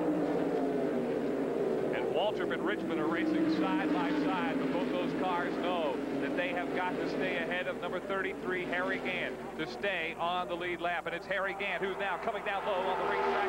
And it's Harry Gant who's had the muscle all day, who wants to put his car in front and now backs it off just a little bit as they're midway through turn 3, and now they headed to turn 4. Waltrip and Richmond still on the lead lap, but it's Harry Gant who's your leader, and Bill Elliott is in 2nd place. Some good racing here, Johnny Hayes. Yeah, and I think Bill Elliott probably made some changes because his car's coming up much better this time, where he was continually dropping back earlier. Harry Gant, he obviously has got to make his move here to get these top people back down a lap. And one of these guys, you know, if Harry can't get it done, he wants Bill to get it done, so they like it with 2 cars in the lead lap. Harry Gant is going down low now. He's already put Richmond down, and now look at him just zip right by Darrell Waltrip at car number 11. And it's Harry Gant who is trying to put Waltrip a lap down, and they race side by side. Well, that just shows you Darrell wants it that bad. It's critical. Here comes Cale Yarborough sticking up underneath him. This is it. This is when you can get your lap back. And everybody knows that when you're running bunched up like this, there's a good chance that you can have a caution back in the field, so you want to stay up front. But Harry Gant out of Taylorsville, North Carolina, who has run so strong all afternoon long, has now put the rest of the field, other than Bill Elliott, a lap down. He has still got the same strength that he had before the caution flag, and Harry Gant just seems to be able to blow by everybody else on this racetrack. Well, I think Bill's still just as strong. Oh, Harry Gant just blew up. It's true. Harry Gant has just blown a motor. Your leader, Harry Gant, has just blown a motor. A lot of applause from down here in the crowd, and there are some looks of shock on a lot of people's faces. Harry Gant, who has led more laps in this race than anybody else, has been the dominant car out here, has just blown a motor, and Harry Gant will have to go to the garage area. And this is so similar to the race at Darlington on Labor Day, when Harry Gant there was the strongest car all afternoon. Harry led 138 of the 253 laps here today before his car let loose in turn number 1. Let's go down now to Steve Martin. We're down on pit road. Down on pit road in the Travis Carter Harry Gant pit. Harry Gant has blown an engine. There was no question about it. Travis Carter just motioned for everybody, stay behind the wall. The radio headsets came off. The 33 car now comes in, and it's to the garage area for Harry Gant. Well, this will do a number of things. For one, it puts Bill Elliott, now Darrell Waltrip is also on the lead lap at the tail end, but Bill Elliott has a very comfortable lead now on the rest of the entire field here. And what a tough break that has to be for Harry Gant. Such a nice guy, but you know the frustration and disappointment that he is feeling inside after really having the best car here all week long. He qualified with a track record and was so very strong. As we see now Bill Elliott, who is trying to put Darrell Waltrip a lap down in car number 9. And I'm sure that Bill Elliott's never glad when anybody goes out of a race, but now Bill Elliott knows that this is his race to win or lose. Well, you see Cale jump right in there in the middle of them. You got 3 supercars here, and they're going for it. Bill, he's going to have his hands full all day, and I think you're going to see more than one car on this lead lap. Let's go down now to our good friend pit reporter Jerry Punch, who's in the garage with Harry Gant. Harry, an afternoon that you would say probably was one of the better runs you've had. You were nearly dominant the first half of the race, and then it comes all up in smoke. What do you have to say? Well, you know, I got to give the crew credit. They really got this chassis working. That was the key today to who had the best chassis. And it proved, I think, that we did have the best one today, and it wasn't too hard to run out front. You know, it just started vibrating a little bit, cut off. One of those things, you win some, lose some gets rained out. Harry, it's been a great month for you. 2 out of 4 wins coming back the pole here at Charlotte. Any thoughts about down the road? The team has really come together this past month and a half. Yeah, we've worked, you know, really hard. Everybody has, trying to get the car to, you know, really dialed in, put good pit crew work and everything. So they've done a good job, and, you know, we've almost won a lot of races in a row, but maybe next year, you know, we come back and get it. Well, the Skull Bandit Harry Gant hangs it up here at Charlotte Motor Speedway after dominating nearly 2/3 of the race. He is here in the garage area. And Harry really was, that wasn't bragging, that was just fact. He was the dominant guy out there all day long. He really was, and I think it shows the style he has. He's not really upset. I'm sure inside he feels real bad, but he ran super. He knew he ran super. He knows they've got the combination back on that race car, and they'll look forward to getting to Rocky Canyon. The race you're seeing on the racetrack, it's Bill Elliott who is fighting to keep Cale Yarborough a lap down. We'll come back to some great racing in a moment. Right now, we'll break away for these messages from your... Show us Ricky Rudd's blow-up. And we're back at the Charlotte Motor Speedway. We're under caution. Ricky Rudd has just blown a motor. And there was a tremendous race. Back to the flag. And Cale Yarborough and Jeff Bodine passed Bill Elliott. They are now on the lead lap as everybody is headed down pit road. What a break it is now for Cale Yarborough and Jeff Bodine. And I don't want to say it's a break maybe, because they really made their break. They ran hard, they passed Elliott, and they beat him back to the yellow flag. And that means it's kind of evened all out now for Cale Yarborough. And for Jeff Bodine, who we haven't talked a lot about today, is now on the lead lap. I'll tell you, that was exciting. And Cale Yarborough, the way he ran up under Bill Elliott and pushed him up, that opened the door for Bodine to be able to get by too. It was great racing. Now we got 3 good cars back on the lead lap. Bill Elliott made a super pit stop, got back out quick, so we're ready to go. Let's take a look now at this battle going for the lead lap. Here they come, coming into round turn 4. Look at Bodine in the yellow. And it is Cale Yarborough. Elliott is trying to keep him down, but he just cannot do it. Well, they just made great moves. Cale moved him back as Bill started to jump back under him. Here comes Jeff, so there was no room. What a break it was for Jeff Bodine, who now has to really feel good about things and his chances here today. Let's go down now to Steve Martin on pit road. We're down in the Jeff Bodine pit with crew chief Harry Hyde. Harry, your man just unlapped himself. What are his thoughts right now as he's right back in the race again? Oh, yeah, we've got 72 laps to go. And right now, we finally got some of the chassis work done on that car, and we think we can win the race right now. A lot of engines have gone out today, and there's been some oil on the track. Does Jeff tell you what the situation is out on the track, what the condition of it is? Yeah, he likes the thing. Of course, we've been running loose all day, and we've been trying to tighten the car up. And now it looks like we've got it tight enough we can run with the leaders, and Jeff thinks right now he can win the race. How's your gas mileage holding out? 72 laps from the finish. Will you have to bring him in again? Well, he's on the radio right now telling me that everything is looking real good, and our gas mileage is good enough we can go nonstop the rest of the way. Harry Hyde, as Jeff Bodine has just unlapped himself, he's in a good situation right now, sitting right behind Bill Elliott as we are under caution. Well, I'll tell you, that mental attitude is 3/4 of the battle. Jeff Bodine really believes. Now, let's take a look at the reason we are under caution. Ricky Rudd, who had a tough day ever since he tangled up with Harry Gant on pit road and got his front bumper practically knocked off and has just not been running well ever since. And you see here all the smoke pouring out from the back end. Blown motor and a short day for Ricky Rudd, but maybe it wasn't a blow in the motor, maybe just something in the rear end, because the word might be that they might be trying to get him back in. Let's go down now to Jerry Punch. Ricky Rudd here in the garage area, still sits in the motorcraft forward. Ricky, they're working on the car. Can you tell us what brought you back into the garage area? Well, we had trouble early in the race. We had one of the guys had gotten one of the studs messed up on a tire change. We were running with 4 lugs on the wheel, and it finally got the best of us. I guess the rest of the studs finally broke, and I barely grazed the wall, didn't do too much damage that way, but it's going to take a good while to get all these studs changed back in that right front wheel. Ricky, early in the race, you had a bump with Harry Gant in the pits as a crews were trying to motion Ricky. You and Gant got together. You pretty well heavily damaged the front of the car. How did that affect the handling of the car, the front end damage? I'm not sure what you really said just then. You might have to repeat it, I guess. How's the front end damage affect the handling of the car? Well, it really hurt us all day when we tangled on pit road. The car was pretty competitive. We moved up to about third in the beginning of the race. When the front end got knocked out of whack, it really hurt the aerodynamics, and we suffered all day. It hurt us about a half a second a lap. Well, the Motorcraft crew working here, they're trying to peel away the sheet metal in the rear of the car. They're trying to get the studs replaced in the right front tire. Heavy work going on here on this Ford Thunderbird out of the Budmore stable. Ricky Rudd will stay in the car. He wants to get back on the speedway.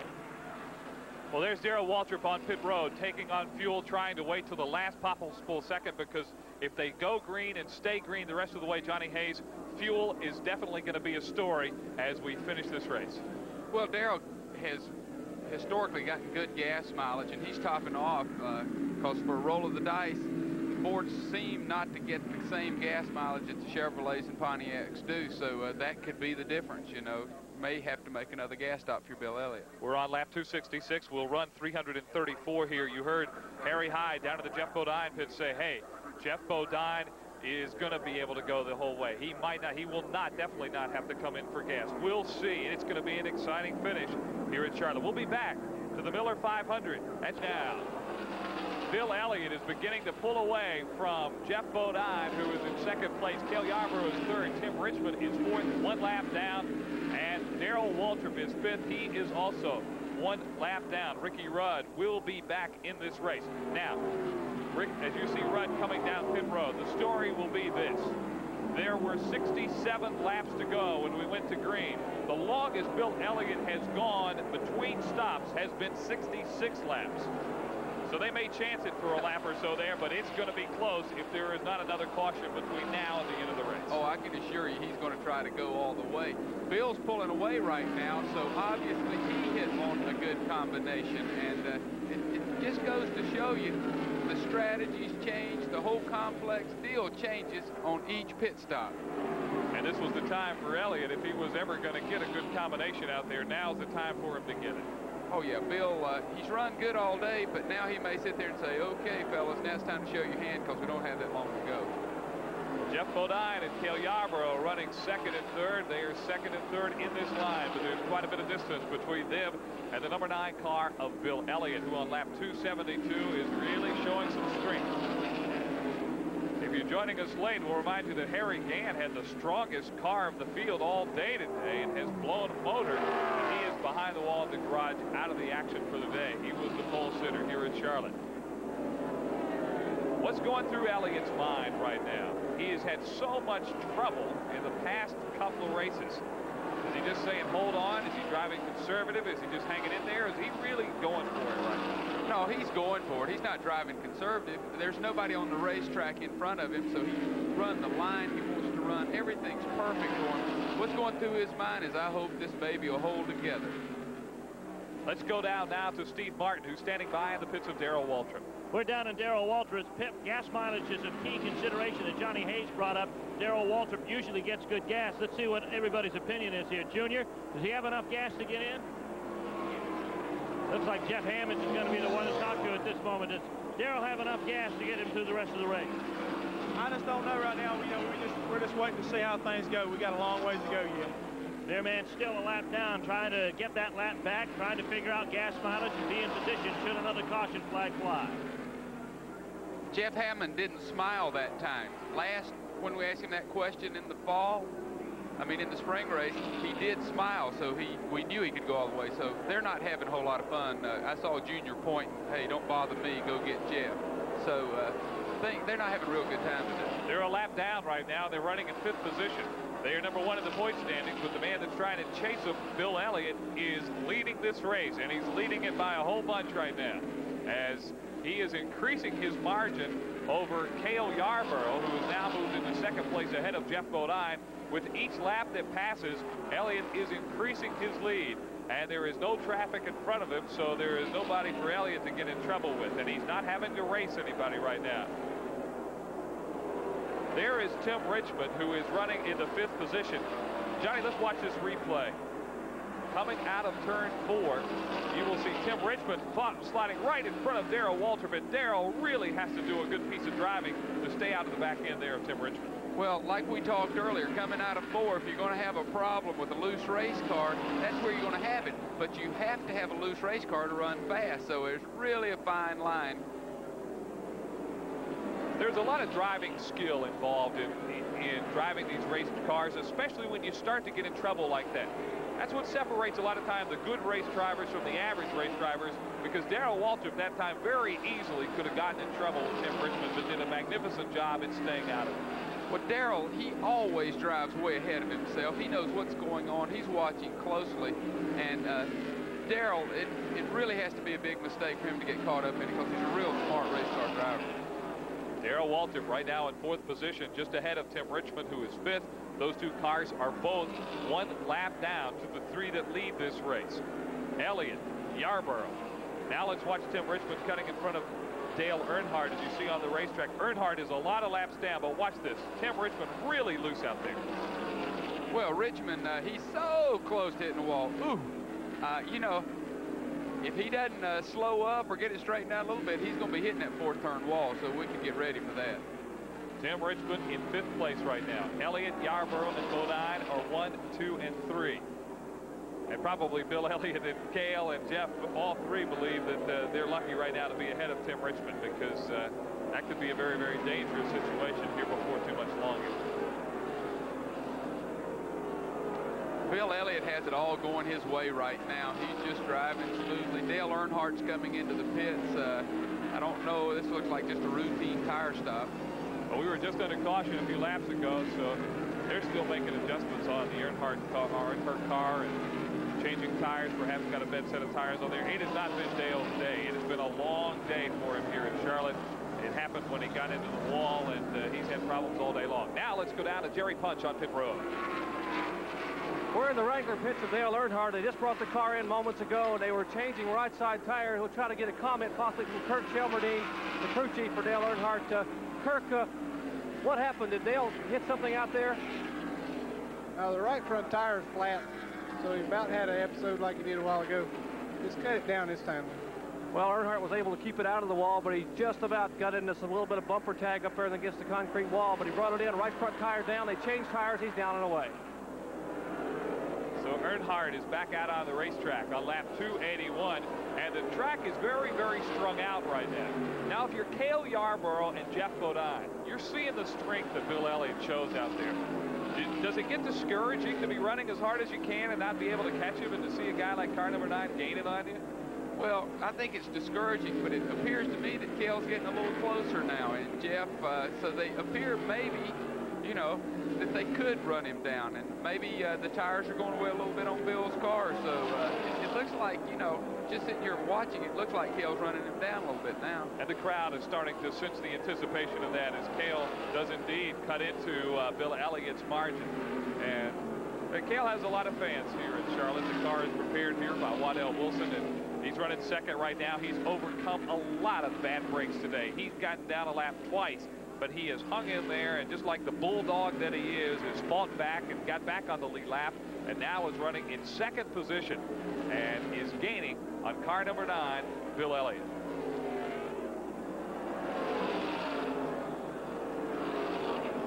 Let's take a look at Dale Earnhardt, whose car really still isn't right after he had got in the wall earlier today. You see Dale Earnhardt getting real loose. Look at the back end of that car.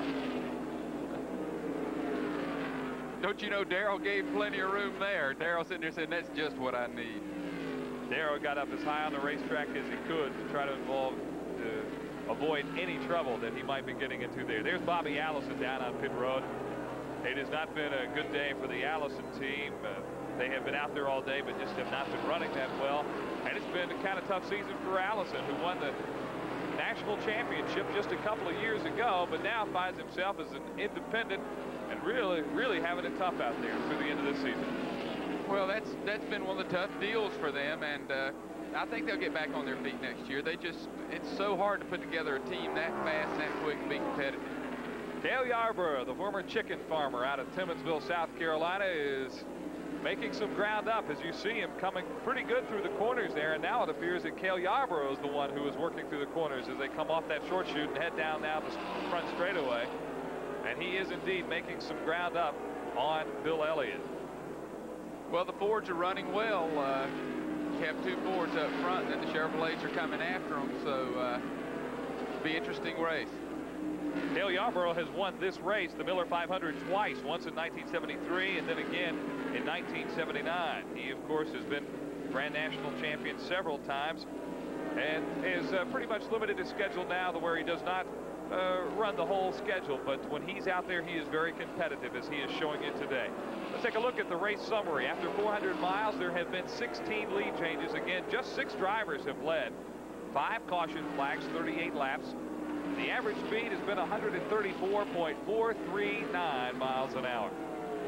I'd say all in all, it's been a pretty good race today so far. Really has been exciting. A lot of good cars falling out. We got trouble over in turn 4. There is a car that has had heavy smoke coming out the rear end and is just sliding all over the racetrack down the front straightaway. It is Bobby Allison, who was just on pit road, and we were just talking about the problems he's had holding that car together and keeping things going. He left the Dygaard team midway through this season, and since he went back to his shops in Hueytown, Alabama, to Bobby Allison Racing, just has not had a very good go of it at all. Well, it really was scary coming out of turn number 4. It looked like he was in big trouble, looked like he'd blown an engine, but he obviously has some kind of tire problem.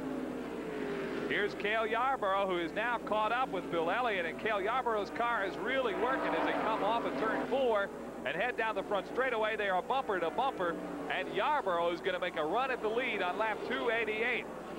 Elliott will try to fight him off as they head into turn 1. And Elliott works well through the corner and maintains about a half-car length advantage. But now on the back straightaway, down low on the racetrack, it's Yarborough who pulls up door handle to door handle with Bill Elliott. They're racing side by side down the back straightaway.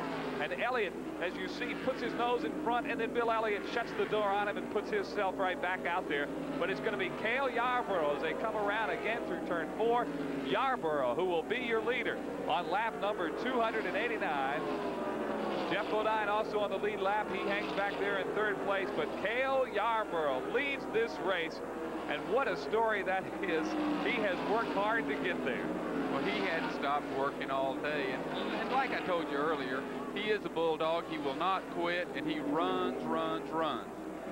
Jeff Bodine out of Chemung, New York, is in 3rd place. Now makes his home in Julian, North Carolina, just about an hour and a half up the road from here.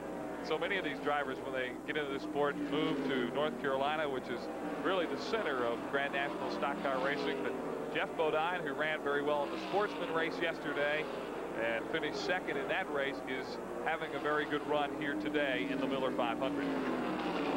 290 laps are completed, Charlotte. Cale Yarborough is your new leader. We'll return live to the Miller 500 at the Charlotte Motor Speedway pit. As you see, Bobby Allison, who went behind the wall, has now got his car repaired and is coming back out onto the racetrack. Through 294 laps, let's take a look now at the attrition board. Neil Bonnet was the first car to go out as we show you our GM Goodwrench Performance Parts attrition board. Here's our attrition update. Neil Bonnet, Benny Parsons, Lenny Pond is out of the race. David Pearson, Jimmy Means, Dave Marcus, Labonte is out. Ellis, Trickle, Paul, Foyt, and Waltrip. Rusty Wallace, Sterling Marlin, Kenny Reagan, Ron Bouchard, Phil Parsons, Harry Gant blew a motor after leading most of this day. They are all out of the race at this moment. But Cale Yarborough has fought back. He has gone down a lap twice. He is your leader now. And let's go down now to Jerry Punch. We're standing in the Bobby Allison pit with crew chief Wayne Bumgarner. Wayne Bumgarner has had the car behind the wall. What kind of repairs were made on Bobby's car, Wayne? We had to replace the panhard bracket. It pulled the heim joint out. Is he going to be able to finish the race, you think? I think so, yeah. Okay, we'll let you get back over and get on the pit road.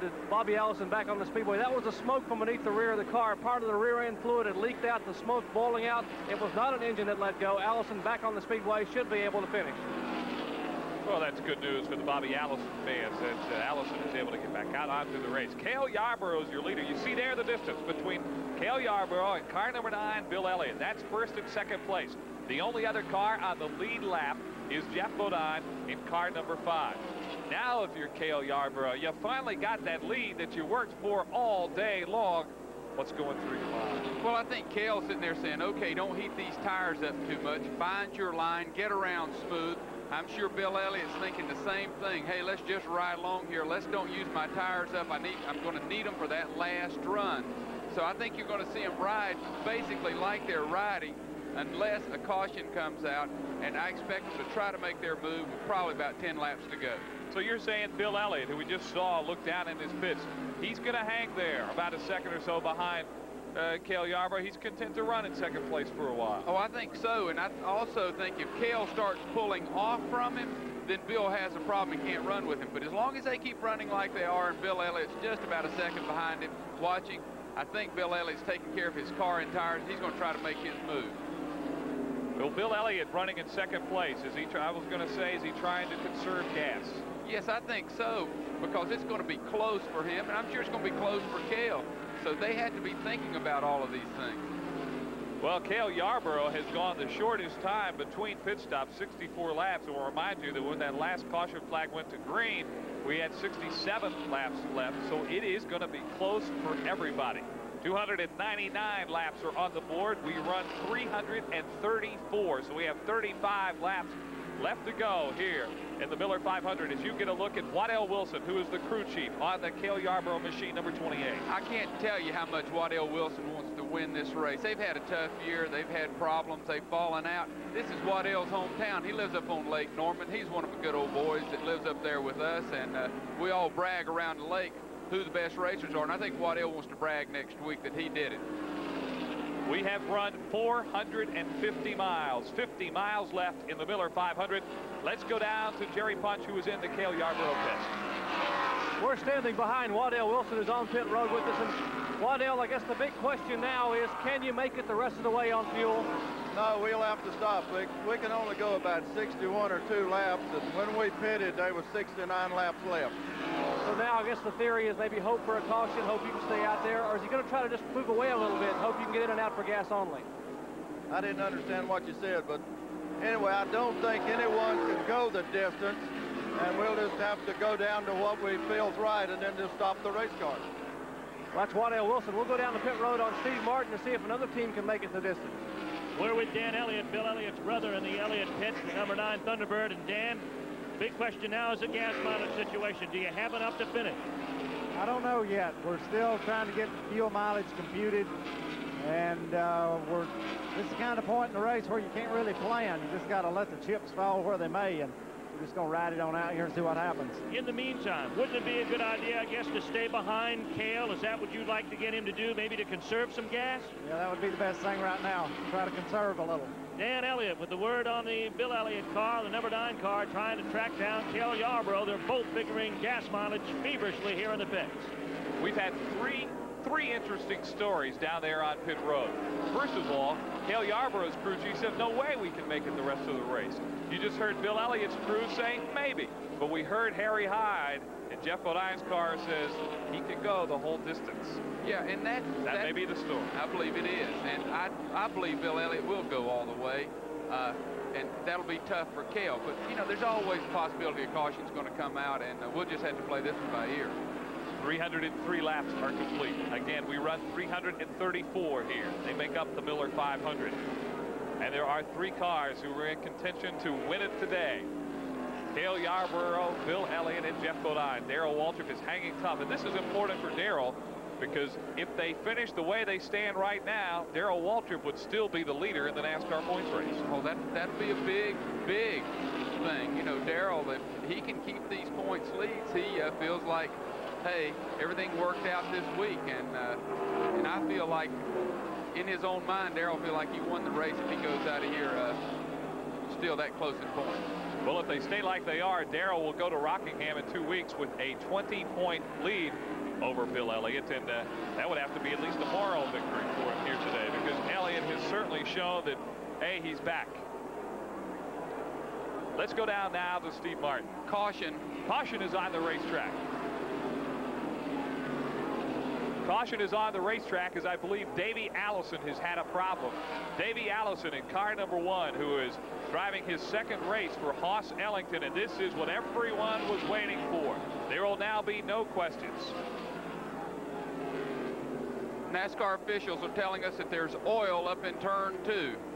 So they're going to get that straightened out. And this is great, because I'm glad it didn't have to come down to one of these strategy deals. Now we can go out and race hard for this thing. One thing I would like to say about Jeff Bodine is he's had a heck of a day in his Rick Hendricks car. Darrell Waltrip is staying out on the racetrack to try and get his lap back. He is not going to come in. Bodine and Elliott are down on pit road. Davey Allison has taken his number 1 machine behind the wall of the garage. He was the one that dumped the oil on the racetrack. Cale also on pit road, and Cale is down and away. All 3 drivers are back out on the racetrack, and everybody now has enough fuel and at least fresh right or left side tires and are able to complete this race. Let's go down to Steve Martin. Okay.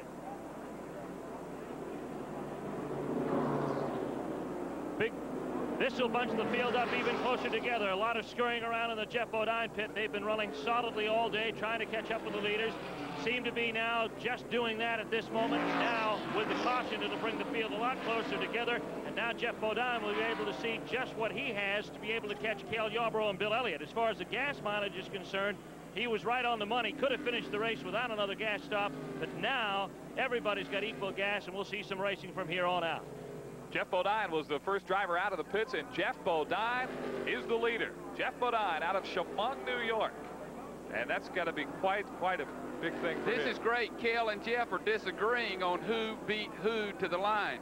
Jeff goes by Cale. Cale jumps right back by him. So we're going to have a little discussion on pit road who's really leading this race. Jeff thinks he is. Cale thinks he is. Well, I'm sure NASCAR will straighten it out and radio down to the crew chiefs who should be in front. But there is a disagreement between the number 5 car of Jeff Bodine and the number 28 car of Cale Yarborough. Bill Elliott will be 3rd. We have just gotten word that it will be Cale Yarborough, car 28, who will be the leader restarting this race.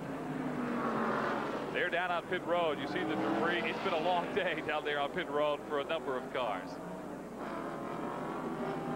Tire changes all around, a full tank of fuel, and there's no question at all about fuel, so we don't have to worry about Cale Yarborough. And that was really a break for Cale Yarborough, because as we heard from Waddell Wilson, he was going to have to come in. Darrell Waltrip did not get his lap back, so there are only 3 cars on the lead lap. Yarborough, Bodine, and Elliott, and that's the way they'll restart this race. Now, what's your strategy? Bunched up together in a caution flag, getting ready to go green. You know you got the fuel. You know you got some fresh tires. Does everybody show what they have right now? You bet. This is the time, because you don't want to get messed up in the traffic on the jump, and you're going to race hard, and I'll guarantee you Cale Yarborough is going to really go with them. We got 1 lap to go. We're about ready to find out how this thing's going to turn out. Well, the track is dried out. 309 laps are on the board. 334 are run here at the Charlotte Motor Speedway to make up the Miller 500. And it will be a dash to the finish for sure. Will it be Yarborough? Will it be Bodine? Will it be Elliott? Johnny Hayes, any predictions?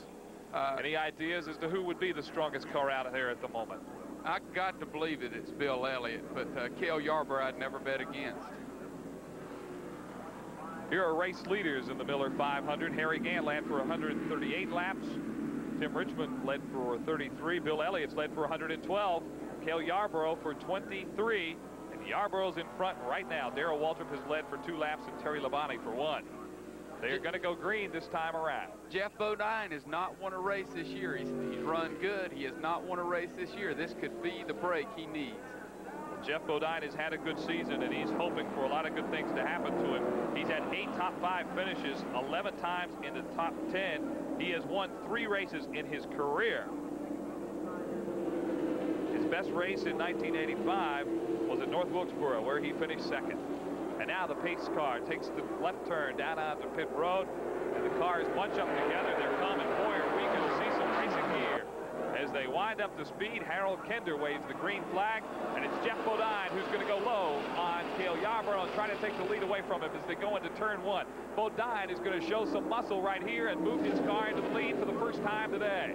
Cale drops back to second, and Bill Elliott is high on the racetrack. He is not running that well at all as Bill Elliott is caught back a bit in traffic. Greg Sachs and Darrell Waltrip, 2 lapped cars, are ahead of him. And now Elliott drops down low, and Elliott just doesn't seem to have the strength that he had a few moments ago. Well, Darrell jumped right in front of him on that restart, kicked him sideways a little bit, so I wouldn't count him out yet. I think it was just, he just didn't get a good start. Cale Yarborough went straight to the front. Bodine took the right, Cale took it right back from him, so we'll just have to watch. It is Yarborough and Bodine who are fighting for the lead here on lap 311. And it's Yarborough who opens up about a car length and a half advantage over Jeff Bodine. Just by the way, Greg Sachs is right there in 5th place. We hadn't called his name much today, but he sure made a comeback. Greg Sachs is one of those drivers. A lot of rumors say he's going to lose the ride he had, and he got the ride by winning the Firecracker 400 back in July in the Dygaard Research and Development car. And when Bobby Allison got out of the main ride, they put Greg Sachs from Matatuck, New York, inside the car, and he's had a tough season since then. But it's Yarborough, Bodine, Elliott, Waltrip, and Greg Sachs is a lap down. But the Dygaard car is prepared here in Charlotte, North Carolina, and I know they wanted to make a good showing for that team here today. Sure, and it'll be interesting to watch this race right now between Darrell Waltrip. He's right in front of Bill Elliott, and it'll be interesting to see if he holds Bill back or Bill's able to get under him and go around. This is going to be fun, so y'all just watch. Well, now Elliott goes low on the racetrack. He's going to try to take Waltrip now as they head into turn 1 and come around to turn 2. But Darrell Waltrip is a little bit stronger through the corner, and Elliott is not able to catch up with him as they head now down the back straightaway. There's the number 1 and number 2 cars for the NASCAR championship this year. As we've said so many times today, Waltrip leads Elliott by 30 points. But it's Elliott who's on the lead lap, and Darrell Waltrip is a lap down. Just one position separates them. That's 3rd and 4th. Darrell went through turn 1 very high, gave Bill all the room in the world. There goes Bill jumping under him again, but Darrell's strong enough to pull him. Darrell gets into turn 2. He really has some strength, and Elliott is not able to overtake him at all. And Cale Yarborough has seemed to be opening up a lead now on Jeff Bodine. Cale Yarborough is running very, very strong on the racetrack as he heads through turn 3 and comes down to turn 4. Yarborough seeming determined to win this race here at Charlotte today. Jeff has seemed to slow down a little bit, and that slowed Waltrip down and let Elliott get by. If Elliott gets by here, then we'll get to see how they're going to run for the finish. So now Elliott sets his sights on Jeff Bodine. Darrell Waltrip is 1 lap down. It is really not a factor at this point other than the fact that he's involved in the traffic there that you see. That's the man everybody's trying to chase down, Cale Yarborough, and you see the anxious anticipation in the Yarborough pits. You can see Darrell's really strong through 1 and 2. Bill can jump up under him, and then Darrell just pulls off from him coming off at number 2. He's running a much higher line and just can pull away from him. 316 laps are now complete. Yarborough is still the leader. Bill Elliott is not able to gain any ground at all. And Jeff Bodine seems to be slowing down just a bit. Waltrip is strong, but it's not going to be strong enough perhaps to win today here at Charlotte. Now Elliott goes low, and he tries to take Waltrip again, and he just cannot get through the corners as well as Darrell Waltrip. Now Elliott is going to pull up alongside him. You see Bill Elliott trying to take on Darrell Waltrip, and he's just not able to get the number 9 car by. All this tight racing's let Cale just pull off, and Cale hopes that they run door to door the rest of the way, and he'll congratulate him. Cale Yarborough out of Pimmonsville, South Carolina. Cut back his racing schedule a lot, but he still enjoys getting out here on a Sunday afternoon. Oh, he loves it. Here's our leaderboard. Cale Yarborough, Jeff Bodine, and Bill Elliott, who are on the lead lap. Darrell Waltrip is a lap down, and Greg Sachs in car number 77 also a lap down. But now Joe Ruttman in car number 4 has passed Sachs, and Ruttman is now listed in the number 5 position. We haven't talked much about Joe Ruttman today, but that's another guy that's had just the toughest of seasons. Ruttman from Upland, California. And Joe Ruttman with a tough season. You see there the difference between he and Sachs. He has passed Sachs. And there's a lot of talk that Joe Ruttman will not be in that car next season. Yeah, that's been a tremendous rumor. I heard possibly that he could even be in a second car on a 2-car team with Dygard Racing. So Ruttman's trying as hard as he can to prove, hey, I can get the job done. But they've run awfully good today. Joe Ruttman, a proven driver out of California, has driven a very steady race today and is now in the number 5 position. But it's Cale Yarborough, the leader. Some 10 car lengths now over Jeff Bodine. Darrell Waltrip tucked in behind Bodine. But Waltrip, again, as we've said, is a lap down. Look who's up there mixing it up with them. Is Dale Earnhardt, and he is over 35 laps down now behind the leader. Well, Dale, I'm sure he's in there and say, hey, I'm out here to race, buddy, and I'm going to race you no matter how far I'm down. So if you're going to beat them, you got to beat everybody on the racetrack. But I tell you, Bill would have made his move. He's tried everything in the way. This thing's winding down, so I think Bill has a little bit of a problem. You can see Darrell just pull away from him right there, and Cale Yarborough looks right now that he has it covered. 14 laps are remaining in the Miller 500. Cale Yarborough is the leader, and you see Dale Earnhardt there at the back of the pack. He is way down, spent a lot of time behind the wall today, but he's out there racing with them nonetheless. You see Jeff Bodine in car number 5, followed by car 11. That's Darrell Waltrip. Bodine is in second place. He's doing the best he can to run down Cale Yarborough. Darrell Waltrip now goes high on the racetrack, and he's going to try to get by Bodine, but he can't do it. Takes a look and couldn't do it. There's Cale Yarborough. I've talked to Cale before about what he thinks about it. The final laps of a race, he says he just sits there and drives as hard as he can and thinks about each corner coming up in front of him. Cale, he's such a tough competitor, and his car holds together. He's going to win this race, I believe. Cale Yarborough now with a comfortable advantage as we have completed 322 laps here at the Charlotte Motor Speedway. Yarborough, 45 years of age. Car owned by Harry Ranier, prepared here in Charlotte, North Carolina, by the man you see there, Wendell Wilson, and there's Cale Yarborough. Also, Mr. J.T. Lundy owns half of that car, and he loves stock car racing. He owns Calumet Farms and big in horse racing, but he loves his car racing just as much. Boy, this would make Mr. Ranier and Mr. Lundy, because they're both down here, and they've gone through a tough year. They just agreed for next year, and so that, boy, you talking about a way to kick off. This will make this year look real good for them. All right, what's the strategy now? If you're Bill Elliott, obviously you've just got to put the pedal to the metal and run as hard as you can. Well, if I'm Bill Elliott, I'm really worried. We've got 10 laps to go. Darrell Waltrip's got by Jeff Bodine. Bill Elliott wants by him real bad, but Cale, with all this going on, Cale's pulling right off from him. So right now it's looking like Cale Yarborough has it covered. What about Jeff Bodine? Such a tough season for him. He hasn't won a race yet. He has been there so many times. I know that if he could possibly do it, he'd like to get up there close to Cale Yarborough. Oh, absolutely. Jeff would just give anything to be up there, and they're not going to count anything out. Strange things happen in stock car racing, and you don't know until that checkered flag falls. So he's going to run as hard as he can, because he knows he can't catch Cale right now. But if Cale has a problem, he's got Bill Elliott right on his bumper, and that would be the race for the win. We have under 10 laps to go. 325 laps are complete. We run to 334, 500 miles. Cale Yarborough, a driver who got down a lap early when he had a tire problem. He got down a lap again and has fought back both times to make them up. Cale Yarborough's last win at the Charlotte in the Miller 500, 1979. It was his second victory in the Miller 500. The last time he won before that was in 1973.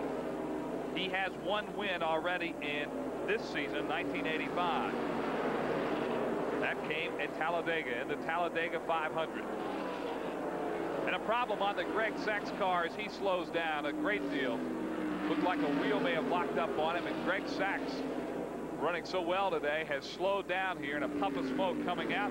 I don't see the caution flag. He is very, very high on the racetrack. Almost came into the wall. He is having problems holding that car together. Oh, I'm telling you, Cale and his crew are hoping and praying that caution doesn't come out.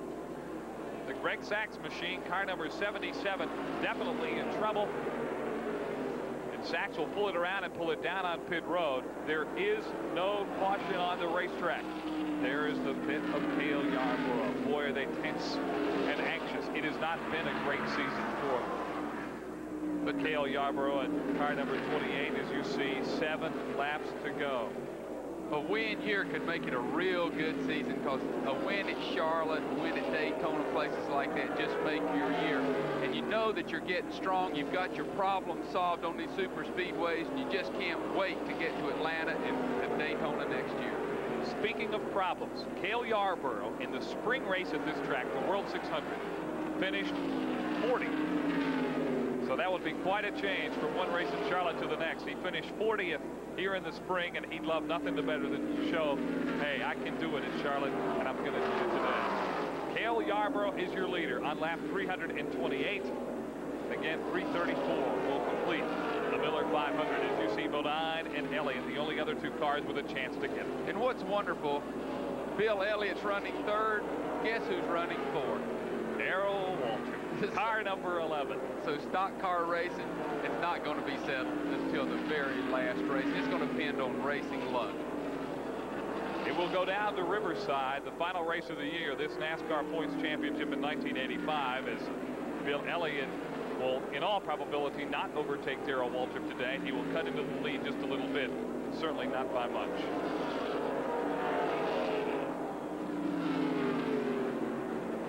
Yarborough the leader by about a second now over Darrell Waltrip.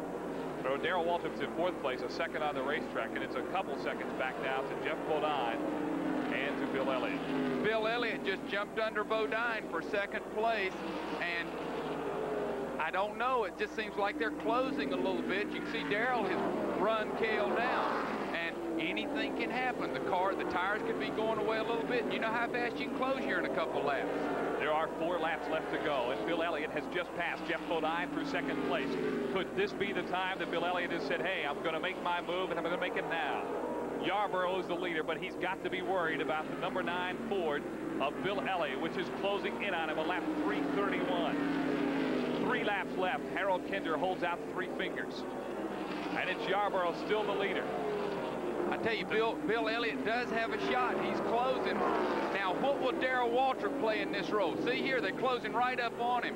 What will Darrell Waltrip do in this situation? Will he hold Bill back, or will he let him go? We'll see in just a moment, as Elliott indeed is closing in on Cale Yarborough. 2 laps left to go now as Yarborough heads it into turn 1. Elliott is pushing that car to the limit to try to catch up with him. Darrell Waltrip is in between them, but he is a lap down. He is running in the number 4 spot in this race. We're on the white flag lap. Cale, I think he found out, hey, he's closing on me a little bit. Cale pulled the distance a little more. I think Cale's going to be able to hold him off. White flag lap. White flag will come out on this lap, and Cale Yarborough will take it with 1 to go. There is 1 lap left to go in the Miller 500, and Yarborough will take it into turn 1. He is running for the win here. Bill Elliott will give it everything he's got to catch up to him. Now, Yarborough heads it into turn 2. He's on the back straightaway. He can smell the wind right now here in the Miller 500. This crowd is on its feet as Yarborough is now down through the back straightaway. He's entered into turn 3. There's Elliott. It looks like he's not going to be able to catch him as Yarborough now comes around down through turn 4. Jeff Bodine will be running in 3rd place. Yarborough on the front straightaway, and Cale Yarborough takes the checkered flag, and Cale Yarborough has won the Miller 500 here in Charlotte. Bill Elliott is 2nd, and Jeff Bodine is 3rd. I'll tell you what, they're going crazy down in the Hardy pit. Waddell Wilson owes me dinner, because every time they win, he has to buy my food, so I am tickled to death for him. And it was a great day for the bulldog of stock car racing from Tillmansville, South Carolina, Cale Yarborough, who got down a lap to the field twice, but fought hard, never gave up, and came back to win. Cale Yarborough, your winner in the Miller 500. Boy, I'm tickled to death for Mr. Rainier and Mr. Lundy, too. They spent a lot of money. They've worked hard. They stuck by him. Waddell Wilson, this is a great, great victory, and I'm just tickled to death for him. Here are the top 6 cars. Cale Yarborough, Bill Elliott, Jeff Bodine, Darrell Waltrip, Joe Rutman, and Tim Richmond, 1 through 6, as you see car number 28 making its way now and taking the left turn. It will be heading into victory lane.